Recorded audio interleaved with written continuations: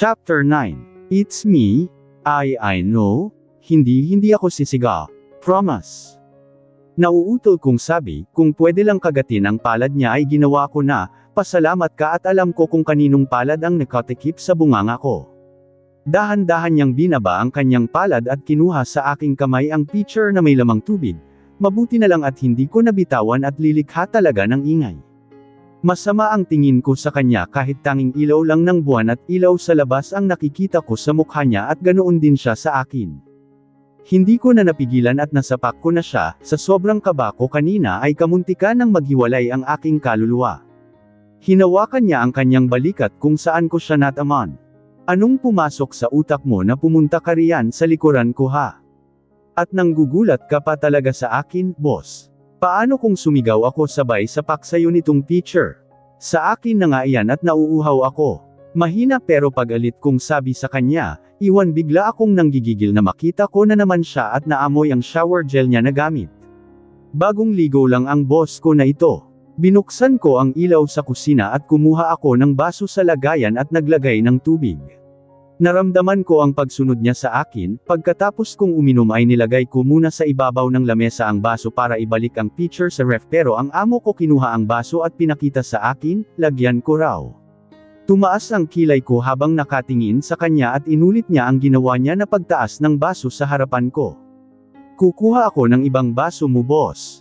Huwag na para ito lang ang huhugasan mo pagkatapos, at isa pa uhaw na ako. Antong hininga na lamang ako at wala nang magawa pa kundi ang lagyan ng tubig ang baso na kung saan ginamit ko.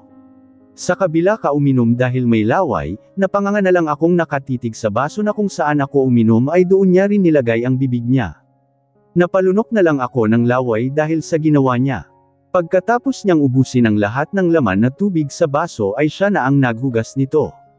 Wala na akong magawa kundi ang panay ang kurap ng aking mga mata dahil sa ginawa niya. Anong nangyari sa boss ko na ito?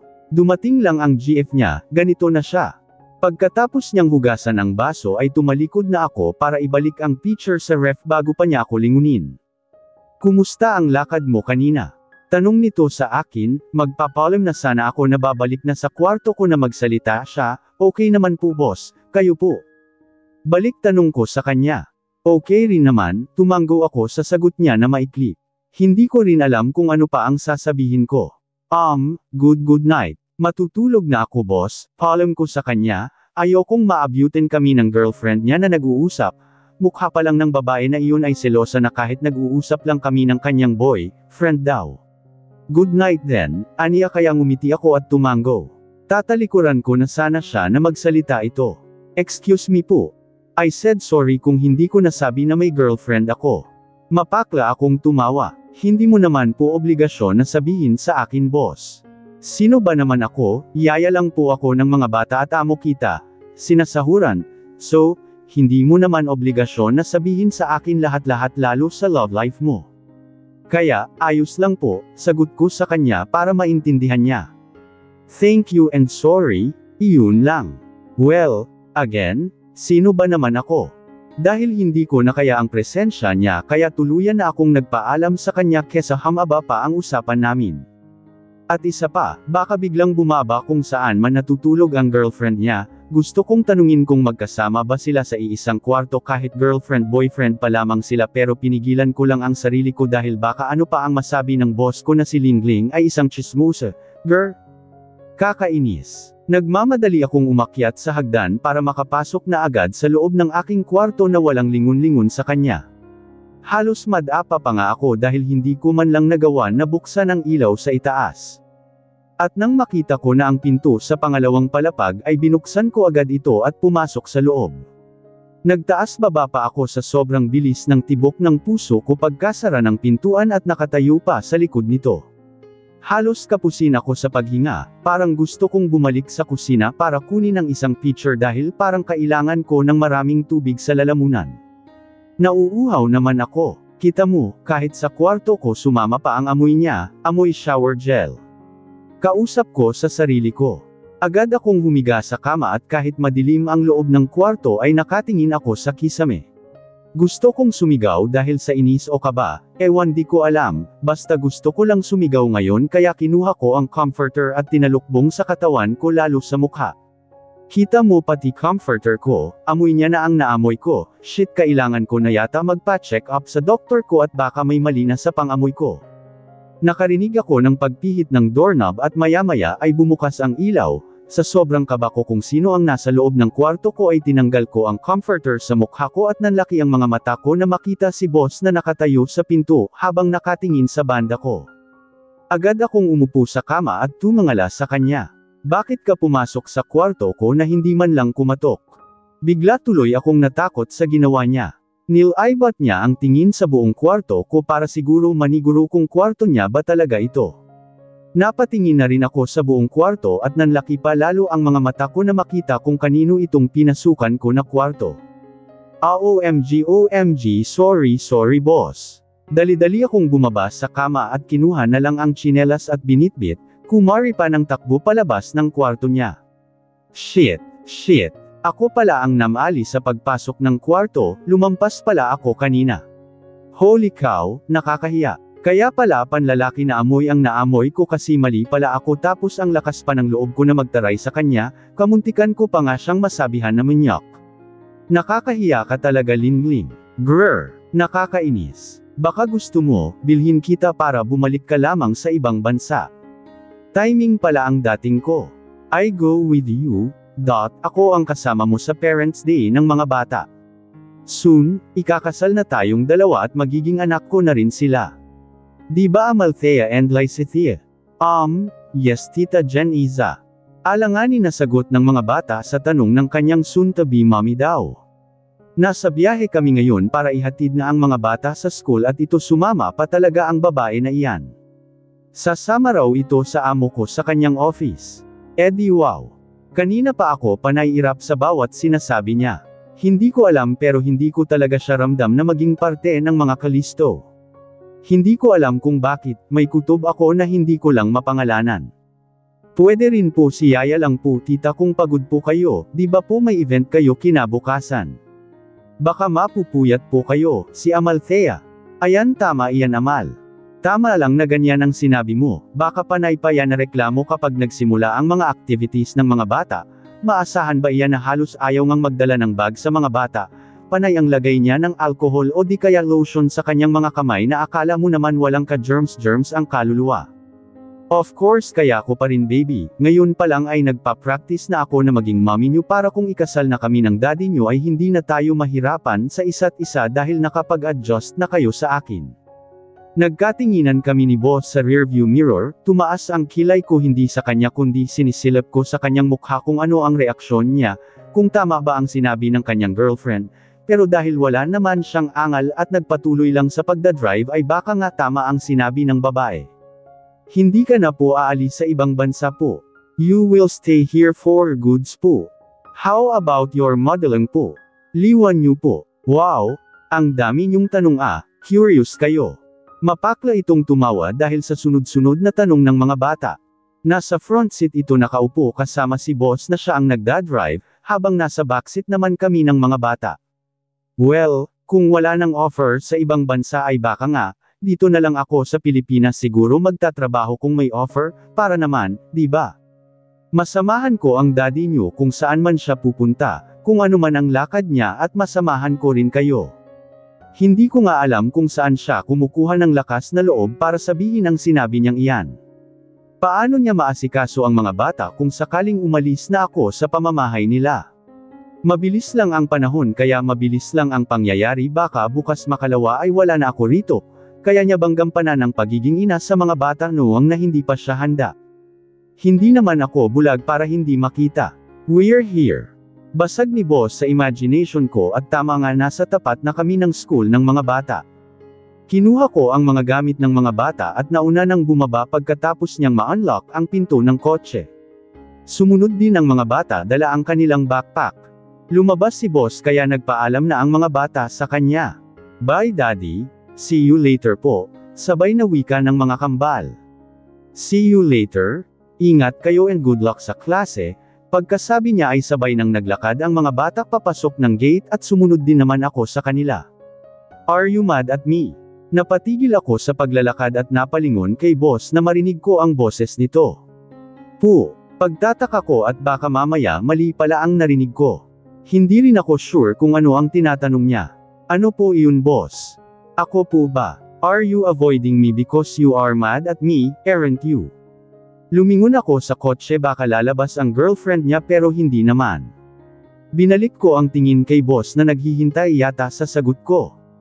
Bakit naman po ako magagalit sa inyo? Hindi naman po. Sige po, mauna na po ako sa loob para bantayan ang mga anak mo. Babe, what took you so long? Nasa loob na ang mga bata, nilipat ko ang tingin sa girlfriend niya na binaba na talaga ang bintana ng kotse. Hindi na nakatiis, lumabas na talaga ng kotse at lumapit kay boss. May sasabihin pa sana si boss pero tinalikuran ko na siya. Sa pagtalikod ko sa kanya ay saka pa lang ako nakahinga ng maluwag, ewan ko ba, after noong nangyari sa bakasyon namin ay ang lakas na ng kabog ng dibdib ko, parang nangangarera ang mga lamang loob ko. What does it mean? Kung wala naman siya sa harapan ko at mga bata lang ang kasama ko ay hindi naman ganito ang nangyayari sa puso ko. May sakit na kaya ako sa puso. OMG, kailangan ko na bang magpa-doktor? Oy, ayos ka lang. Ito na naman itong si Diwata kung makasulpat sa harapan ko, namimigla. Feeling ko tuloy may sakit na ako sa puso, dinagdagan pa ng babae na ito. Oo naman, bakit ano na naman ang nakikita mo sa akin at parang ganyan na naman ang tingin mo ha? Nagkibit balikat ito at maya-maya ay ngumiti. Nakita kita kanina bago ka pumasok sa loob. Kausap mo ang boss mo tapos bigla ka nalang tumalikod nung may babae na yamakap sa braso ng boss mo. Parang may something ka talaga sa kanya ano. Sabihin mo na at hindi naman ako chismosa na babae, sayo lang naman. Ano, may something na kirot ba sa puso mo no? Na iyong tipong hindi mo maipaliwanag, kabugat nasasaktan ka, parang ganyan ba? Sabihin mo na para naman masabi ko rin sa sarili ko na tama ako. Hindi ko alam kung matatawa ba ako o maawa sa kaibigan ko na ito, parang excited talaga siya malaman ang laman ng puso ko. Di porket sinabi ko sa kanya na single ako tapos nakita niya lang boss ko na gwapo raw, daw tama naman siya na may kagwapuhan naman talaga ang amo ko ay hindi niya ako tinigilan. At sa tingin ko ay safe naman siguro kung sabihin ko sa kanya. May mga sinasabi rin siya tungkol sa buhay niya, mapamilya man o love life ay sinasabi niya sa akin, samantalang ako. Ito at tinatago ko pa. Malalim akong napabuntong hininga na siya namang singhap niya at kita mo, kinurot pa ang tagiliran ko.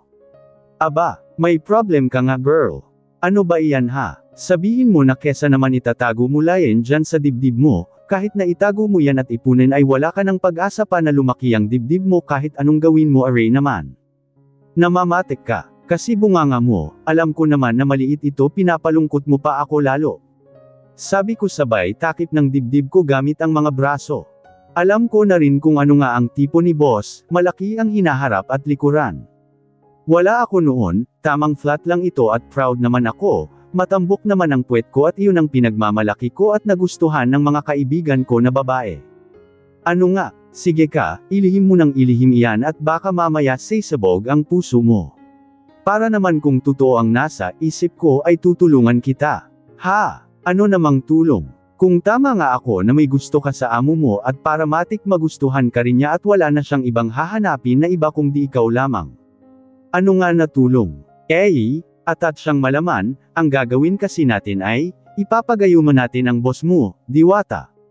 Diwata, alam mo, panay kalokohan ka na lang palagi kapag ako ang kaharap mo, ano? Anong kalokohan ang pinagsasabi mo? Ikaw na nga itong tinutulungan ko eh.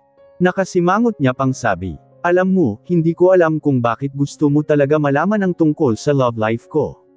Hindi nga ako excited sa love life ko pero ikaw kami lang yata ang maingay sa campus na kung saan namin hinihintay ang mga bata. Hindi ko nga alam basta excited ako, believe me, ang alam ko lang if ever magustuhan mo ang boss mo, aba, first time sa buong buhay ko na may totoong nangyari na ganyan. Alam mo ba na mahilig akong magbasa ng pocketbook at ngayon ay mga nobela na mababasa sa cellphone? Kaya kabang-abang ang love story mo Lingling na isa ka sa naninilbihan sa kilalang bilyonaryo sa bansang ito tapos na in love siya sa'yo tapos ang magkatuluyan kayo sa bandang huli. Imagine Lingling, from fiction to reality ang magiging love story mo. From katulong to queen. Wow! Kinilig ako kahit wala pa naman, baka sa sobrang kilig ko sa inyo ay mag-e-email ako sa kilala kong writers na isulat ang love story mo, kilala mo si Rose Nav 71. Kulitin ko siya na gawan ka ng story pero ang sayo ay totoong nangyari sa totoong buhay kung ano-ano na lang ang nababasa at naiisip ng babaeng ito na libro kaya pati love life ko ay excited siya. Ang lalim ng imagination niya. Mahilig din ako sa libro lalo ang magbasa ng nobela pero hindi ko nakikita ang sarili ko na may magkagusto sa akin na isang bilyonaryo o mayaman.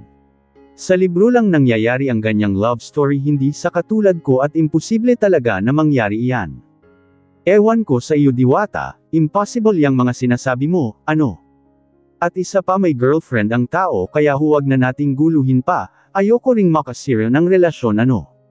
Uy ang taray mo talaga sa mga ganyang denial. Pero may feelings ka nga sa kanya, ano? I mean, ilang buwan ka na sa kanila, don't say wala kang nararamdaman na sparkle lang the way siya magsalita. The way siya makatingin sa'yo, the way siya makipag-usap sa iyo. Hindi ba tumatambol ang puso mo? Ako nga na kahit nasa malayo lang ang tingin ko ay para akong nakakita ng artista pero yun nga lang hindi ko siya pwedeng lapitan para magpa-picture kasi hindi naman siya artista dahil privacy niya yan pero gosh. Makalaglag panty ang kapugian girl, wala ka paring gusto sa kanya. Aagawin ko siya sa'yo, pangungulit nito. Baliw ito paano mo yun babawiin may girlfriend nga. Hindi yan sila magtatagal, for sure yan. Maniwala ka sa instinct ko. Gagayumahin nga natin si boss para mapunta ang atensyon niya sa iyo. Aniya sabay tawa. At iyan ang ayokong mangyari dahil paano kung wala ng bisa ang gay woman na yan di ma-realize niya na hindi pala ako ang babae na gusto niya. Paliwanag ko pa sa kanya para maintindihan niya. Wala kaming ibang topic simula pa kanina kundi ang dalawa, si boss at ang girlfriend at ang love life ko. May ba ako, putol ko sa topic namin. Hindi mo pa sinasagot ang tanong ko. What? Ano ba ang tanong, di ba nasabi ko na? Paulit-ulit talaga ang babae na ito. Kung may gusto ka ba sa boss mo? Oo, nanlaki ang mga mata niya. I mean, oo na lang kesa naman panay kulit mo pa rin sa akin. Sabi ko, pero ang babae, abot langit ang ngiti. I mean, huwag ka nang magpaliwanag. Nasagot mo na ang matagal ko nang tinatanong, at wala nang bawian iyon, aniya na sayang-saya. Napapailing na lang talaga ako kay Diwata. Animo pinadala lang siya ng mga engkantado sa mundo ng mga tao para makialam ng love life ko. Kinuha ko ang cellphone ko sa aking bulsa at nagulat ako na maraming text messages si boss. Wala namang ibang nakalagay kundi sorry, bakit naman siya humihingi ng sorry sa akin? Dahil ba sa hindi niya pagsabi na may girlfriend siya? O common, hindi na ako bata pa para hindi malaman ang bagay na iyan. Hindi naman ako nagtanong kung may girlfriend siya kaya bakit niya sasabihin sa akin? Dahil ba sa hindi ko pagkibo sa kanya kaya ang akala niya, dahil sa hindi niya pagsabi na may GF siya kaya ako nagkaganito. I'm matured enough para malaman ang hindi pumatol sa may sabit at isa pa naguguluhan lang naman ako sa nararamdaman ko kapag nasa harapan ko na siya. Isa sa bagay na hindi ko masabi-sabi kay Diwata pero alam ko na may ideya na siya, kahit ako ay naguguluhan din sa nararamdaman ko pero hindi ibig sabihin na sisirain ko na ang relasyon na meron sila. Kahit siguro dumating sa punto na mahal ko na talaga ang tao pero alam mo sa sarili mo na may iba na siya, may nauna na sa kanya, sino ako para pumagitna sa relasyon na binuo nila. Alam ko na denial lang ako sa nararamdaman ko sa kanya, may something man o wala pero alam ko sa sarili ko na maari ko pa siyang buwagin sa utak at puso ko. At isa pa, ang lagi kong sinasabi sa sarili ko ang dahilan kung bakit ko pinasok ang trabahong ito. To experience what it's like to become a servant. At ngayon na alam ko na at hindi pala madali ay kahit papano, uuwi ako, o aalis ako sa pamamahay na ito. Na may natutunan about the things na maiwan ko ang mga bata, ay sa tingin ko kakayanin ko naman basta lang magpakananay ang Gen Z na iyan. Isa pa, magiging masaya na ang mga bata dahil may mommy na silang matatawag. Wala akong isang sagot man lang sa mga text ni boss sa akin. Hindi ko alam pero hanggat maaari ay umiiwas na talaga ako. Naranasan ko na iyan noon na may kaibigan ako na lalaki bukod kay Carpo, aba. Nagalit sa akin ang babae na schoolmate lang namin, at dahil nga boyfriend niya raw ang kaibigan ko kahit kaibigan ko lang naman siya at walang namamagitan sa amin, kahit sinabi ko sa babae na iyon, aba, nagtawag pa talaga ng mga kakampi at pinagtulungan ako kaya ayon na guidance kami at expel sila dahil sa ginawa nilang kagaguhan sa akin, na wala namang pruweba na inahas ko ang BF niya. Kaibigan ko lang naman pero grabe na kung magselos, akala mo naman inagaw ko, hindi ko naman alam na boyfriend-girlfriend pala sila. Kaya simula noon, iniiwasan ko ang mga sarili ko sa mga lalaki at the best choice siguro na ginawa ko ay lumipat ako ng bagong school not because takot ako sa nangyari pero ayoko nang maalala pa na may nangyari sa akin na ganoon kasama. Mabuti na lang at may umawat sa amin dahil kung hindi ay nako. Sira na ang beauty ko. Isa rin sa turo ng lola ko at yaya nanay ko na mas mabuti ang magmahal na walang sabit. Na magmahal na malaya kami sa isa't isa sa magiging partner ko in the future. Kaya kung ano man itong nararamdaman ko sa boss ko ay baka konting paghanga lang ito at hindi pa malalim kaya dapat umiwas na ako, alam ko naman sa sarili ko na umiiwas talaga ako, kahit hindi ko gusto si Janiza na maging nanay ng mga bata ay wala naman ako sa posisyon para buwagin ang relasyon nila na nabuo kung gusto naman nila ang isa't isa. Sa tingin ko, isa na akong matured woman dahil sa iniisip ko. Ito ay sariling opinyon ko lamang sa ngalan ng pag-ibig. Saang bar ba? Tanong ko kay Carpo. Tumawag lang sa akin para ipaalala niya sa akin na birthday niya. Sa Beat and Bar. Pumunta ka ha, ilang birthday ko na hindi ka pumunta, mamayang alas 8, sasanduan kita. Kung ayaw mong sumama, isusumbong kita sa mga kuya mo. Eddie, isumbong mo, akala mo naman natatakot ako kapag isusumbong niya ako sa mga kuya ko. Baliw itong Carpo na ito. At saka pa, bakit pa ako pupunta, hindi ba pwede magbibigay na lang ako ng regalo para sa iyo? No, agad natanggi niya. I gritted my teeth. Mahal ang ibibigay ko. Basta, pumunta ka kung ayaw mong ako na ang magpaalam sa boss mo, ako na. Huwag mo nang pakialaman at sa boses mo pa lang, wala na akong tiwala sa iyo. Baka anong problem ang sasabihin mo? Humahalaklak siya ng tawa sa kabilang linya kaya napairap ako. Pagkatapos naming mag-usap sa cellphone kung anong oras niya ako sasanduan ay tinext ko si boss na may pupuntahan ako mamayang gabi. Sinabi ko na may pupuntahan ako na birthday party ng isang kaibigan at uuwi rin pagkatapos. Habang naghihintay ng kanyang reply ay pumasok muna ako sa walk-in closet para pumili ng susuotin ko mamaya. Kinuha ko ang black at red cocktail dress at sinukat muna ito sa harap ng cheval mirror para hindi na ako natataranta mamaya kung ano ang susuotin. Matagal ko na rin pala na hindi sinuot itong cocktail dress na hanggang ngayon ay hapit na hapit pa rin sa aking katawan. Kinuha ko ang nabili ko na black rhinestone heels, hindi pa ako nakontento sinukat ko rin ang beige at gray heels na binili ko, hindi naman halata na pinaghandaan ko ang birthday ng aking kaibigan. Natawa ako sa sarili ko, gusto ko lang naman maging elegante sa harapan niya dahil birthday niya ito at ayokong mapahiya. Minsan lang ito kung sabaga. Hanggang sa nakapili na ako ng susuotin ko and I choose all black. Lumabas ako ng walk-in closet at kinuha ang cellphone ko sa ibabaw ng kama at dahil may notification na may bagong text ay binasa ko ito at napangiti na lamang ako na mabasa ang mensahe ni boss na okay daw pumayag siya na aalis ako. Simula na dumating ang girlfriend niya ay panay okay na lang ang matatanggap ko minsan sa text niya kung nagpapaalam ako. Nag-chat rin siya sa akin na matagalan sa pag-uwi dahil may celebration rin daw ito na pupuntahan. Hindi na ako nagtanong kung saan at sino ang mga kasama niya lalo at kasama naman niya si Ma'am Janiza. Lumabas na muna ako ng kwarto para puntahan ang mga bata na alam ko ay nag-aaral. Kung matutulog na sila ay saka ko pa lang sila papainumin ng kanilang milk. Kumatok ako ng 2 beses pagkarating ko sa tapat ng kanilang kwarto bago binuksan ang pinto. Nakita ko sila na nasa kani-kanilang study table at may sinusulat. Hello babies, tawag atensyon ko sa kanila. Hi yaya, I mean mommy. Napangiti ako sa huling tawag nila sa akin. Akala ko ba ayaw nyo na akong tawagin na mommy? May bagong mommy na kayo, malapit na, excited kong sabi at pumunta sa kama nila para doon umupo. Malapit lang naman ang kanilang study table sa kama nila kaya nagkakarinigan pa rin kami. Tita Janiza po, tanong ni Lysethia sa akin. Yes po, maging mommy nyo na siya soon, sagot ko habang binubuklat ko ang libro na nakita ko sa ibabaw ng kama, isang pambata na libro, I don't like her po, prank ang sabi ni Amalthea, umangat ang ulo ko at tumingin sa kanilang dalawa. Why not? Mabait naman si Tita Janessa sa inyo. Bakit ayaw nyo ba siyang maging mommy sa huli? Kunwari focus ako sa binabasa na libro pero mas curious pa ako na malaman ang sagot ni Amalthea and Lysithea. Sabay silang napailing ng kanilang ulo kaya nagulat ako. Ayaw po namin siyang maging mommy kasi po ano po.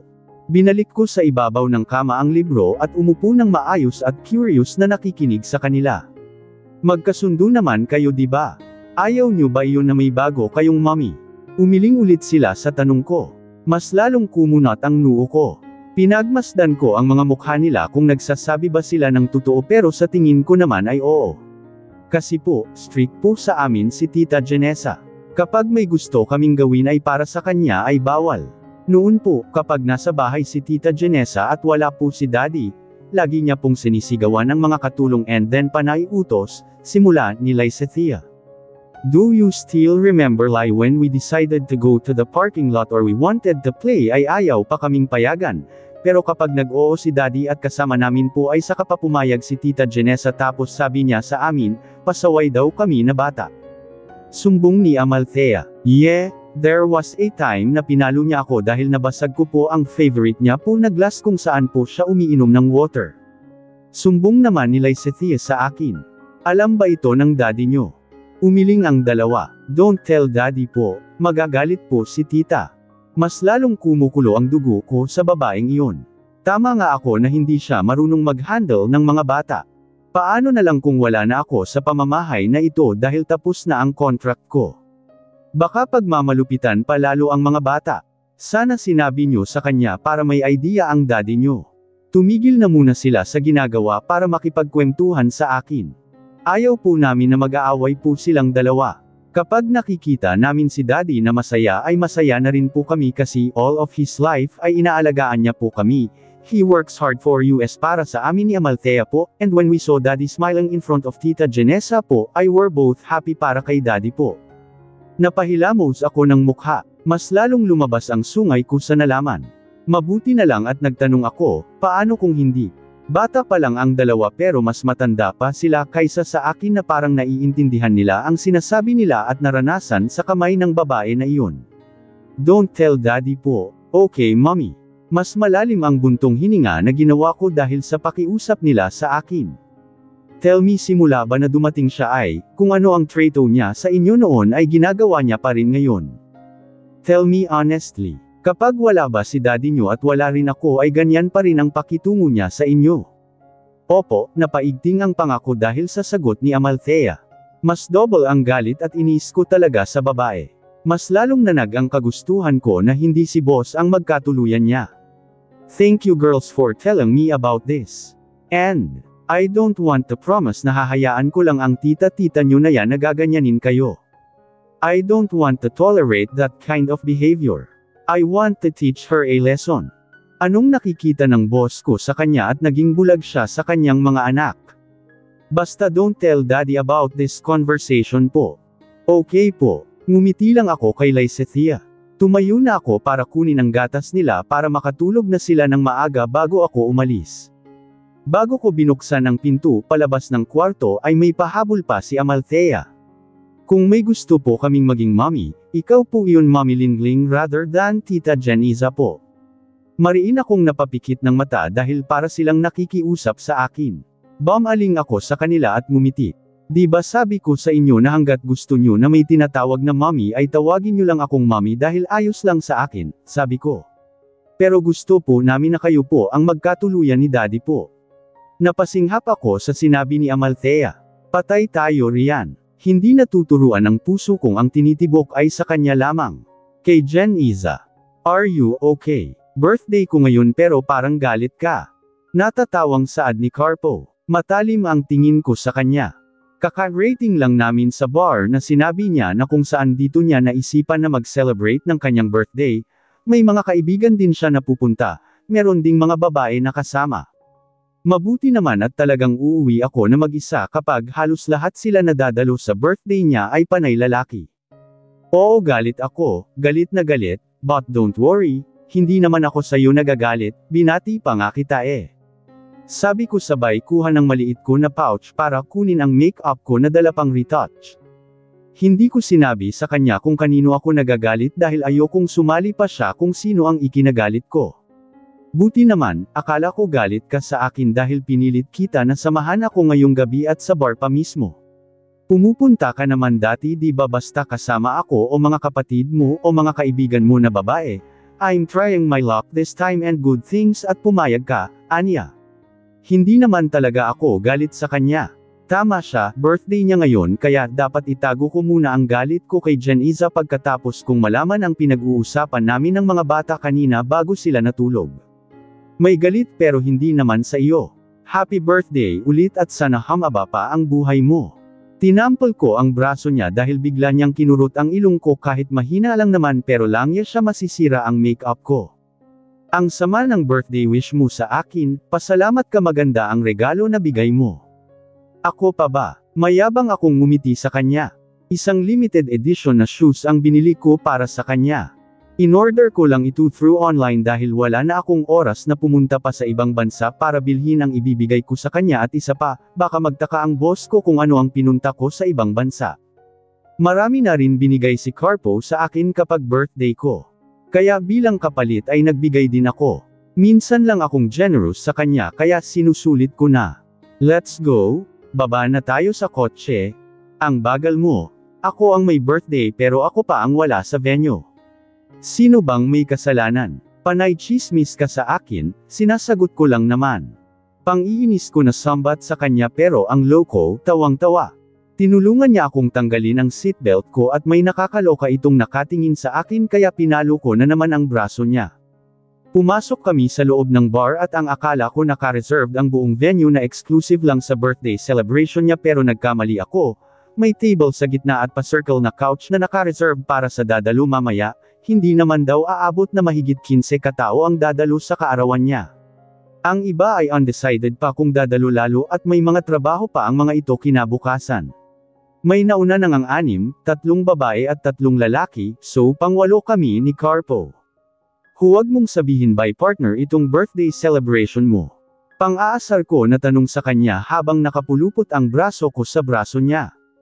Tumawa ito bago ako sagutin. Hindi naman, aniya sabay tawa ulit. Anong nakakatawa? Sok. Talaga lang ha, don't say ipakilala mo ako bilang girlfriend mo para lang masabi na may GF ka. Tingnan natin, napapailing na lang ako ng aking ulo habang nakikita siya na masaya. Anyway, ang ganda mo ngayong gabi kaya maraming napapalingon sa iyo. Ngumuwi ang labi ko dahil sa sinabi niya. Pakialaman ko ba sa kanila kung titigan ako? Basta huwag lang nila akong bastyusan. Hanggang sa unti-unti na ring nagsisidatingan ang kanyang mga kaibigan. Ka-office mate at may nakilala nga ako na pumunta rin sa birthday ni Carpo. Isa sa mga schoolmate namin noon. Binabati rin ako ng mga kasama nilang babae. At nakipag-usap naman sa akin. Tama nga ako na by partner ang pumunta.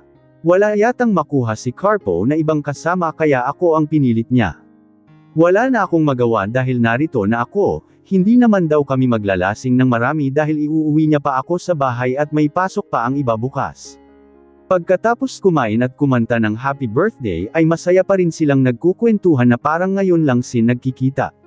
Halos maingay nga kami sa table namin, ang iba umiinom ng alak at ako naman ay ladies drink lang ang iniinom ko. Kahit siguro hindi ako umiinom ng alak ay nalalasing na ako sa naaamoy ko na alak sa bar na ito. May ibang babae na malakas ding uminom at niyaya pa ako na uminom ng ibang drinks pero tumanggi na ako. Wala ang kuya ko para alalayan ako na umuwi sa bahay pag sobrang lasing. Si Carpo ay baka hindi makontrol ang kalasinggan kahit ayaw niya pa pero mapipilit siya na uminom dahil birthday niya. Bathroom break lang muna ako, paalam ko kay Carpo at kinuha sa kanya ang pouch na dala ko kanina. Samahan na kita umiling naman ako, sa aming dalawa, hindi ako lasing, siya malapit nang maging dalawa ang paningin niya. Baka ako pa ang mapapadrive na wala sa oras ng sasakyan niya pauwi sa kanyang bahay. Mabuti naman at hindi na narmilit na sumama dahil may nagtanong sa kanya. Agad kong hinanap ang banyo na nakita ko kanina habang papasok ng bar. Medyo malaki ang bar na ito. The ambience is good. May nagiinuman din sa ibang mga table pero hindi na ako nakatingin kundi focus ako sa dinadaanan ko. Don't worry, hindi ako umuwi sa Pilipinas para lang sa wala. This is our plan na pabagsakin ang company niya at kapag nakuha ko na ang mga documents na kakailanganin ay mapapasa atin din ang lahat na pagmamayari niya. I know, watch me. Of course, I miss you too. I love you. Natigilan ako na pumasok sa loob ng restroom dahil sa familiar na boses ng babae na may kausap. At nang makarinig ako ng maingay na takong papunta sa gawi ko ay nagtago ako sa gilid lang din malapit sa restroom. Dahil lumampas na ito sa kinatatayuan ko ay saka lang ako lumabas at nagmamadaling sinilip kung sino yung huling pumasok sa loob. Hindi nga ako nagkamali sa narinig na boses. Kay Jen Iza nga iyon. Wala ako sa sarili na bumalik sa aking kinauupuan katabi ni Carpo. Hindi pa rin maalis sa isip ko ang narinig. Ayaw ba agad lumabas kaya natagalan ka, pang-aasar ni Carpo kaya binutukan ko siya. Oo na lang baliw ka. Umihilang ako, sambit ko pero ang loko panay ang tawa kaya napatingin ang mga kasamahan namin sa table. Kinuha ko ang tubig sa table dahil nauuhaw ako, ilalagay ko na sana sa bibig ko ang baso na mahadjap ko si Boss Callisto sa kabilang table, sa mismong katapat namin. Napanganga na lang ako sa gulat na makita siya. Alam ko na nakikita niya ako dahil nasa direction ko ang tingin niya. Kanina pa siya riyan. Nakita ko si Jen Iza sa tabi nito. At nang makita ko ang pagmumukha niya ay naalala ko na naman ang narinig ko sa restroom. Hindi ako nagkamali at siya nga iyon. Ano ba talaga ang plano ng babaeng ito? Si Boss Cale ba kaya ang narinig ko na tinutukoy niya? Kaya ba siya umuwi ng Pilipinas para sa isang mission kung sino man ang kausap niya? She's crazy, ha? Tapos ang lakas pa magsabi ng I love you, so ibig sabihin, bukod kay Callisto ay may iba siya. For sure hindi alam ni Boss ang bagay na iyan dahil focus siya sa kanyang mga negosyo at mga bata. Kasi kung alam niya ay may ginawa na siya na action at wala na sa bahay ang babae. Girlfriend lang pala. Suck. Hindi maganda ang kutob ko. May binabalak talaga na masama ang babaeng ito at iyan ang dapat na bantayan ko. Ayoko munang sabihin kay Cale ang narinig ko hanggat wala pa akong patunay. Are you okay? Kanina mo pa hawak ang glass na iyan. Matapan pa ang laman na tubig sa damit mo, sige ka. Akin na nga iyan, basag ni Carpo sa magulo kong isipan. Hindi ko binigay sa kanya ang baso na may laman pa at uminom ako habang ang mga mata ay nasa kabilang table. At kahit anong gawin ko ay nakatingin talaga si Boss Callisto sa akin habang nasa tabi niya lang ang kanyang girlfriend. So, paano ako kilos nito kung may dalawang pares ng mata ang nakatitig sa akin? Maya-maya ay pinakita niya ang cellphone para iparating na may text marahil siya. Kinuha ko naman ito sa bulsa ng aking bag at tama nga ako, may text siya. Naka-silent mode kasi ang phone ko kaya hindi ko narinig. What time are you going home?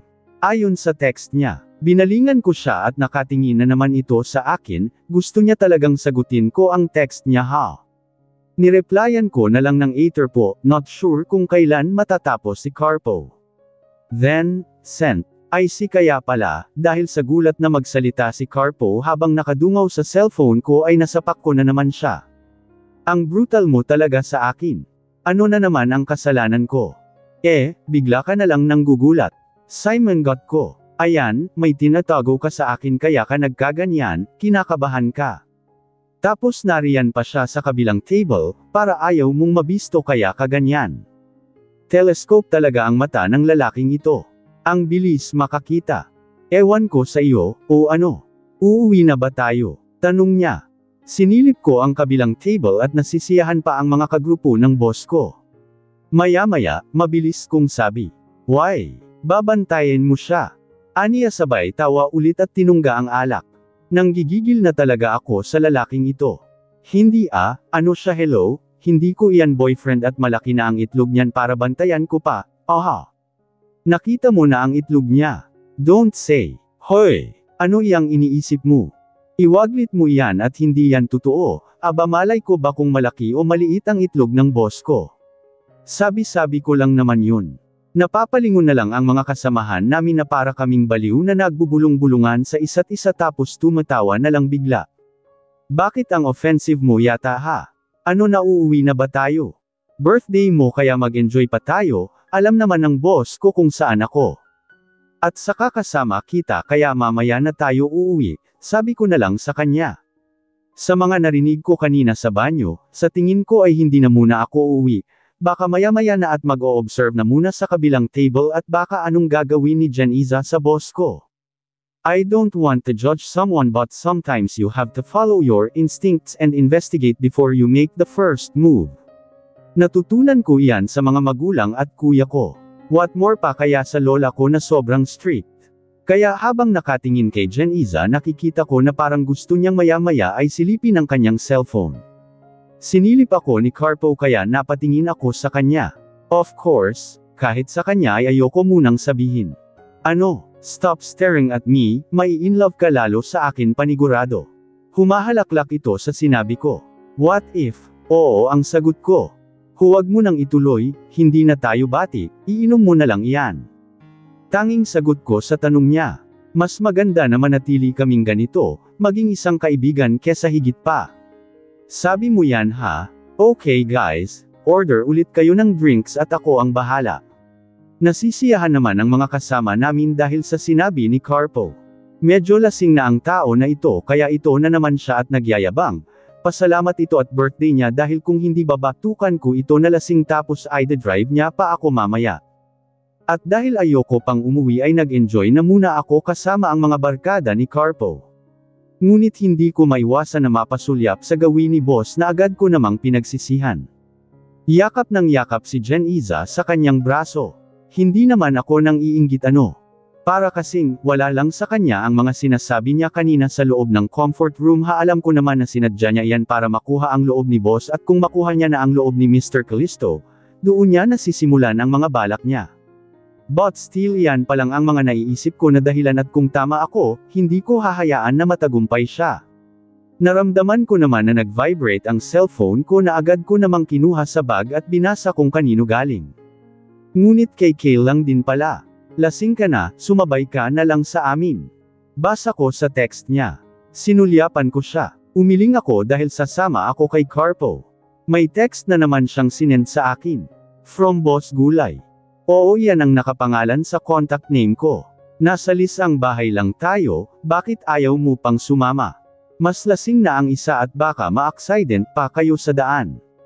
Mahabang text niya. Concern yan. Sa bagay kung may mangyari sa akin sayang ang buwan na contract kaya siya ganyan sa akin. Nothing special, for the kids kaya siya ganyan. Bahala ka riyan. Umuwi kayo ng girlfriend mo kung gusto mo na at saka pa ako uuwi. Hindi ko na muna siya pinansin at nakaton lang ako sa katabi ko na babae na nag-uusap habang may hawak ako na wine glass.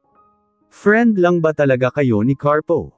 Yuzise niya. Ako naman ang tinanong niya pagkatapos ng isa, medyo pala tanong siya o talagang kinukuha niya lang ang atensyon namin dahil kung hindi mas lalo lang kaming tahimik. Mas maingay pa ang mga boys. Umiling ako sa sagot niya. Itinuro ko ang katabi ko na si Carpo. Siya, hindi enemy/kaaway ko lang talaga yan. Natawa ito sa sinabi ko. Same din naman at tinagalog mo lang. Anyway, bagay kayo. Kung magka-baby kayo, ang ganda panigurado ang mga anak nyo. Kamuntikan ko nang may buga ang alak na ininom ko. Napanganga ako sa sinabi niya. Napatingin ako kay Carpo. Kahit isang tambol ng puso ko ay wala akong nararamdaman sa kanya, noon maybe pero saglit lang yun. Best friend at enemy lang talaga.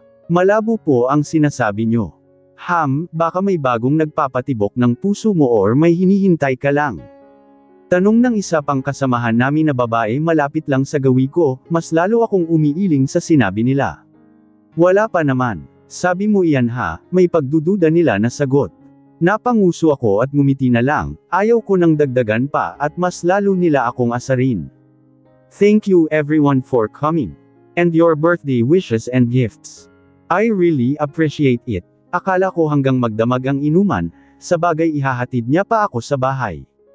Hindi na rin ako sumulyap sa kabilang table para makita kung naroon pa ba si boss at ang jowa niya. Kung nariyan pa at wala namang ginawa si Janiza ay pwede na akong umuwi. Let's go! Tumayo na kaming lahat pagkatapos magpasalamat, nauna ang iba at sumunod kami ni Carpo na naglalakad patungo ng exit ng bar. Kanya-kanya na rin kami ng palm sa isa't isa, inaantok ka na ba? Tanong ni Carpo sa akin. Salungguhit medyo. Sabi ko at totoo naman. Ngayon lang ako nakaramdam na medyo nahihilo na ako. Sige, wait here. I'll get the car. Tumango lang ako sa sinabi niya at umalis naman agad ito para kunin ang sasakyan sa kabilang parking. Habang naghihintay sa kanya ay sinilip ko ang aking cellphone, baka may text si boss na nauna na itong umuwi. Sa amin ka na sumabay at malayo pa siguro ang bahay niya. Napaigtad ako na may nagsalita sa bandang tagiliran ko, lumingon ako at si Boss Gulay pala na nakatingin sa malayo habang ang dalawang kamay ay nasa magkabilaang bulsa ng kanyang pantalon. Sabay pala kaming lumabas. Tumayo ako ng tuwid at tumikim ako bago sumagot sa kanya. Ayos lang po boss. Sabay lang po ako kay Carpo. Sa kanya po ako sasama dahil siya po ang kasama ko papunta kanina rito, rason ko. Really? But he's drunk. Sus, siya rin naman nakita ko siya kanina na panay tungga ng alak, edi lasing din siya. Medyo, but I know him, safe pa rin akong makauwi sa bahay niyo po. Kahit sundan mo pa ang sinasakyan namin pauwi ng bahay para mapatunayan na tama ang sinabi ko. Hindi naman siguro papayag si Carpo na may mangyari sa amin ng masama. Nakita ko kung paano yumigting ang kanyang panga. Nasaan na ba ang girlfriend nito? Umuwi na bang mag-isa o may pinuntahan lang? Hi babe, let's go. Sorry medyo natagalan. Boses ni Jen Iza nakaka-rating lang kung saan. Habang abot tenga ang ngiti niya sa kanyang boyfriend ay masama ang tingin ko sa kanya. Hindi kaya, tinawagan siya ng kausap niya kanina at nag-usap na naman tungkol sa plano nila. Nakita ko ito na nakatingin sa akin kaya naluso ang ngiti niya habang nakataas ang kanyang manipis na kilay. I composed myself and smirked at her bago ako naglakad patungo sa kotse ni Carpo na nasa harapan ko na. I want you to investigate that person. Sino ba talaga siya? Ano ang ginagawa niya sa ibang bansa habang naroon siya at sino ang kasama niya? Aside sa pagiging modelo ay ano pa ang kanyang trabaho, utos ko sa nakuha ko na private investigator. Narinig ko ang pagtawa sa kabilang linya. Hindi ko akalain na ganito ka maging concerned sa amo mo. Shut up Kuya Danzikiel. Mali ka nang iniisip, giit ko. Oo, aside sa ibang trabaho ni Kuya Danzikiel ay isa rin itong private investigator. Siya ang kinuha ko para libre. Oh, really? Baka tinamaan na ang puso mo sa kanya bunso at mauna kap ang mag-asawa kaysa sa amin. Aniya sabay tawa na naman. Kung nandito ka lang sa kwarto ko malamang pinalipad ko na ang unan sa banda niya, ang hilig talaga mang-asar. Ewan ko sa'yo kuya, tinulungan ko lang ang tao kesa naman na maging sila at pagkatapos sino ang kawawa. Ang mga bata. Kaya hanggat may nalalabi na buwan na pananatili pa ako sa bahay na ito ay may nagawa naman ako ng mabuti para sa kanila, paliwanag ko sa kanya at hindi ko alam kung naniniwala ba ito or nagpipigil na naman ng tawa. Umirap ako sa kawalan. Pagkatapos kong may send sa kanyang email ang ibang details and picture about Jen Iza ay humiga na ako sa kama. Kapag tama nga ang narinig ko noong isang gabi sa bar ay hindi ako magdadalawang isip na sabihin kay boss ang nalalaman ko hanggat may tamang ebidensya na ako. Kinabukasan, pagkagising ko ay agad akong bumangon para mapuntahan ang mga bata. Sa susunod na linggo ay magsisimula na ang mga activities ng mga bata kasama ang kanilang mga magulang at tanging si boss lang ang dadalo sa Parents Day pero narito si Jen Iza kaya may kasama na ang mga bata. And of course, yaya ako kaya andoon pa rin ako para alagaan ang mga bata. Kahit papano kung aalis na ako sa pamamahay na ito ay may alaala sila sa akin at ganoon din ako. I don't have kids but because of them natuto akong magmahal ng mga bata. Pareho kaming masungit sa una naming pagkikita pero ngayon, ang sarap nila ka-bonding. Sana napunan ko ang mga araw na naging ina ako sa kanila sa kabila na wala na ang kanilang mommy simula pa noong ipinanganak sila. Good morning yaya. Napangiti ako na makita ang dalawang kambal na kakabukas lang ng kanilang kwarto. Aba, alam nila na lalabas na ako ha. Walang pasok ngayon kaya late na rin sila nagising. Pumasok ako sa kwarto nila. Good morning girls. Kumusta ang tulog nyo? Maayos po, sabay na naman nasagot ng dalawa. Let's go at magpahain na tayo, wika ko sa kanila pagkatapos kong ayusin ang kanilang kama at bago kami lumabas ng kwarto ay sinuklay ko muna ang kanilang lampas balikat na buhok. What are we going to do today, yaya? Napaisip ako sa tanong ni Lysethia. Kayo, Ano ang gusto niyo? Swimming and play tayo ng piano after. Well, parang gusto ko ang idea ni Amalthea. Okay po, magandang idea nga iyan. Let's go, kakain na muna tayo. Gutom na si Yaya eh. Wika ko sa kanila at sabay kaming bumaba ng hagdan at nagtungo na kami sa kusina pero agad ding nasira ang araw ko na makita ang girlfriend ni boss. Ang aga bulong ko sa sarili ko. Ewan ko ba at bakit double ang inis ko sa kanya. Pakiramdam ko talaga na may tinatago talaga at naghahanap ng tamang paraan kung kailan gagawin ang mga hakbang niya. Ano kayang mga documents ang hinahanap niya? Kung nakuha ko na ang resulta kay Kuya Dan Ezekiel ay dyan pa lang ako mapanatag. Napamahal na sa akin ang mga bata at kahit papano ay gusto kong makatulong bago pagawin ni Jeniza ang mga plano niya. Good morning twins, ngiting malapad na wika niya. Nakasuot ito ng apron at nakita ko na may nakahain na pagkain sa lamesa. Good morning tita, kain na kayo? Maaga akong nagluto para sa inyo, marunong na ako. Sana magustuhan nyo. At si daddy nyo ay kakaalis lang papuntang trabaho, dagdag niya pa. Wala si Manang Marivic. I see, baka inutusan na naman niya. Allowed naman siguro akong kumain sa luto niya. Or pwede akong maunang tumikim sa luto niya at baka may nilagay siya na kakaiba. Pwede mo tikman ang niluto ko, masarap niyan. Tumaas ang kilay ko dahil sa sinabi niya. Of course, titikman ko para malaman na wala kang ibang nilagay dyan na kakaiba. Nakita ko ang gulat sa kanyang mga mata at maya-maya ay peke itong tumawa. Don't worry, maayos ang pagkaluto niyan. Sabi mo yan. Kumuha ako ng tinidor at kumuha ng kaunting omelette at nilagay sa plato, tinikman ko muna ito bago kainin ng mga bata. Mahirap na, pareho kaming nagpa-practice palang magluto kaya ayokong maulit ang nangyari noon na maalat ang nangyari sa itlog na omelette na sinubukan kong lutuin. Mabuti na lang at si boss ang unang nakatikim dahil kung mga bata iyon ay baka isumpa na nila ako. Mabuti na lang at sinabi niya na maalat at noong tinikman ko ay maalat nga kaya hiyang-hiya ako sa kanya. Pero ngayon ay marunong na ako, just a pinch of salt lang dapat pala ang ilalagay. Akala ko kasi, 1 tablespoon of salt tapos 2 itlog lang ang ginamit ko. Hayes, maayos nga, sabi ko at pinaupo na ang mga bata para makakain na nagtataka siguro sa mga kinikilos namin ng kanilang tita. Busy lang ako sa kinakain ko kahit nariyan ang girlfriend ni boss. Ayokong iwan ang mga bata na kasama siya lalo at kumukulo ang dugo ko kung maalala ko ang ginawa niya sa mga bata noon. Nag-uusap sila habang kumakain at nakikinig lang ako. Wala ka bang plano na umalis ngayong araw Yaya? Napatigil ako sa pagsubo ng pagkain at binalingan siya. I smiled. Wala naman, why? Para malaki ang oras mo na hanapin ang hinahanap mo. Nakita ko ang pagkatigil niya na magsalita dahil sa sinabi ko. Am I right or wrong?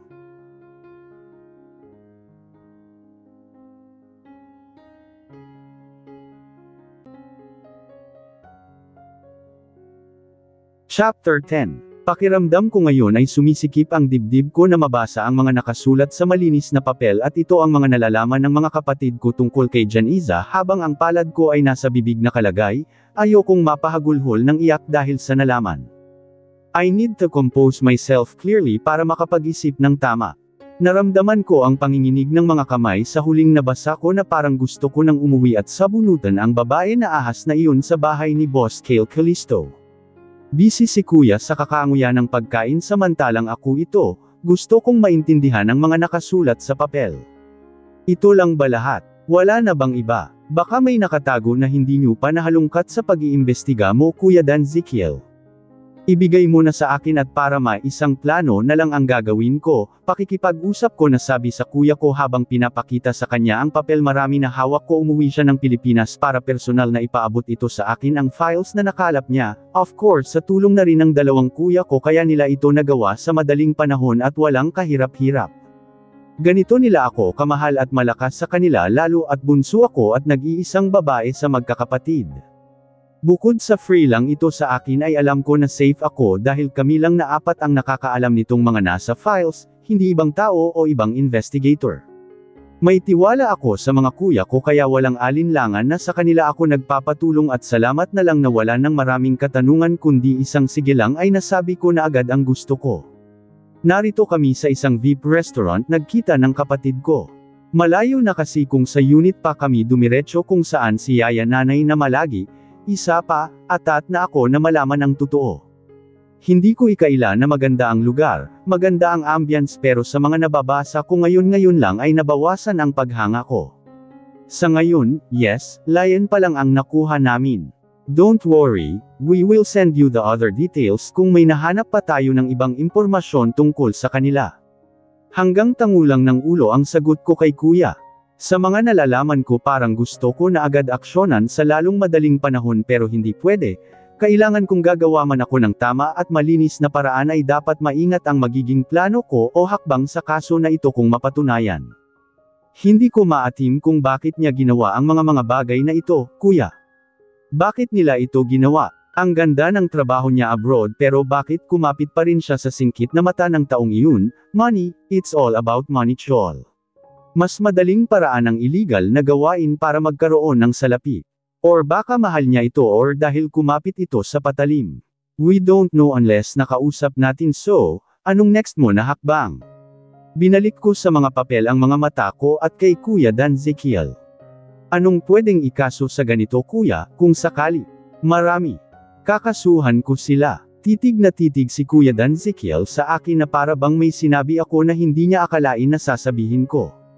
Umiwas ako ng tingin at muling napatingin sa kanya na ngayon ay abot tenga ang ngiti kaya lumabas ang magkabilaan niyang dimples sa pisngi. In love ka na talaga sa kanya, hindi pa tanong ang narinig ko kaya napasinghap ako sa sinabi niya kaya ito naman ako panay ang iling at tinuro ang sarili ko. In love? Ha? Hindi ah. Gusto kong makatulong para lang sa mga bata kuya, wala akong paki sa ama nila. Hindi ko na natuloy ang sinabi ko na bigla itong humahalaklak ng tawa na may paampas pa sa lamesa, pinalo ko ang braso niya at baka marinig kami sa labas. Ang lakas tumawa nitong Dan Zekiel na ito na akala mo naman nakakatawa ang pinag-uusapan namin. At nang mahimasmasan sa kakatawa ay nakangiti na lang itong muling nakatingin sa akin. Why so defensive baby? Kung para sa mga bata then para sa mga bata, sabi mo iyan eh. Pero sa tingin ko, naglalaro naman ang ngiti niya habang taas kilay na nakatitig sa akin kaya wala akong magawa kundi ang sama ng tingin ko sa kanya. Ano? Ituloy mo kuya, na nasa denial stage ka pa sa ngayon, napadaing ito na sinipa ko ang binti niya na mahaba sa ilalim ng lamesa. Tingnan mo, sinasaktan mo na ang kuya mo for the first time, take note for the first time, hindi ka naman ganyan dati, ababunsuhal, aniya saka tumawa ulit at hinimas ang binti na sinipa ko. Umirap ako sa kanya habang nakalagay ang mga braso ko pa-cross sa aking dibdib. Uminom ako ng tubig dahil pakiramdam ko naubusan ako ng tubig sa lalamunan dahil sa panghuhuli ni kuya sa akin. About sa mga possible case ang focus ng usapan namin, iniba pa. Suck.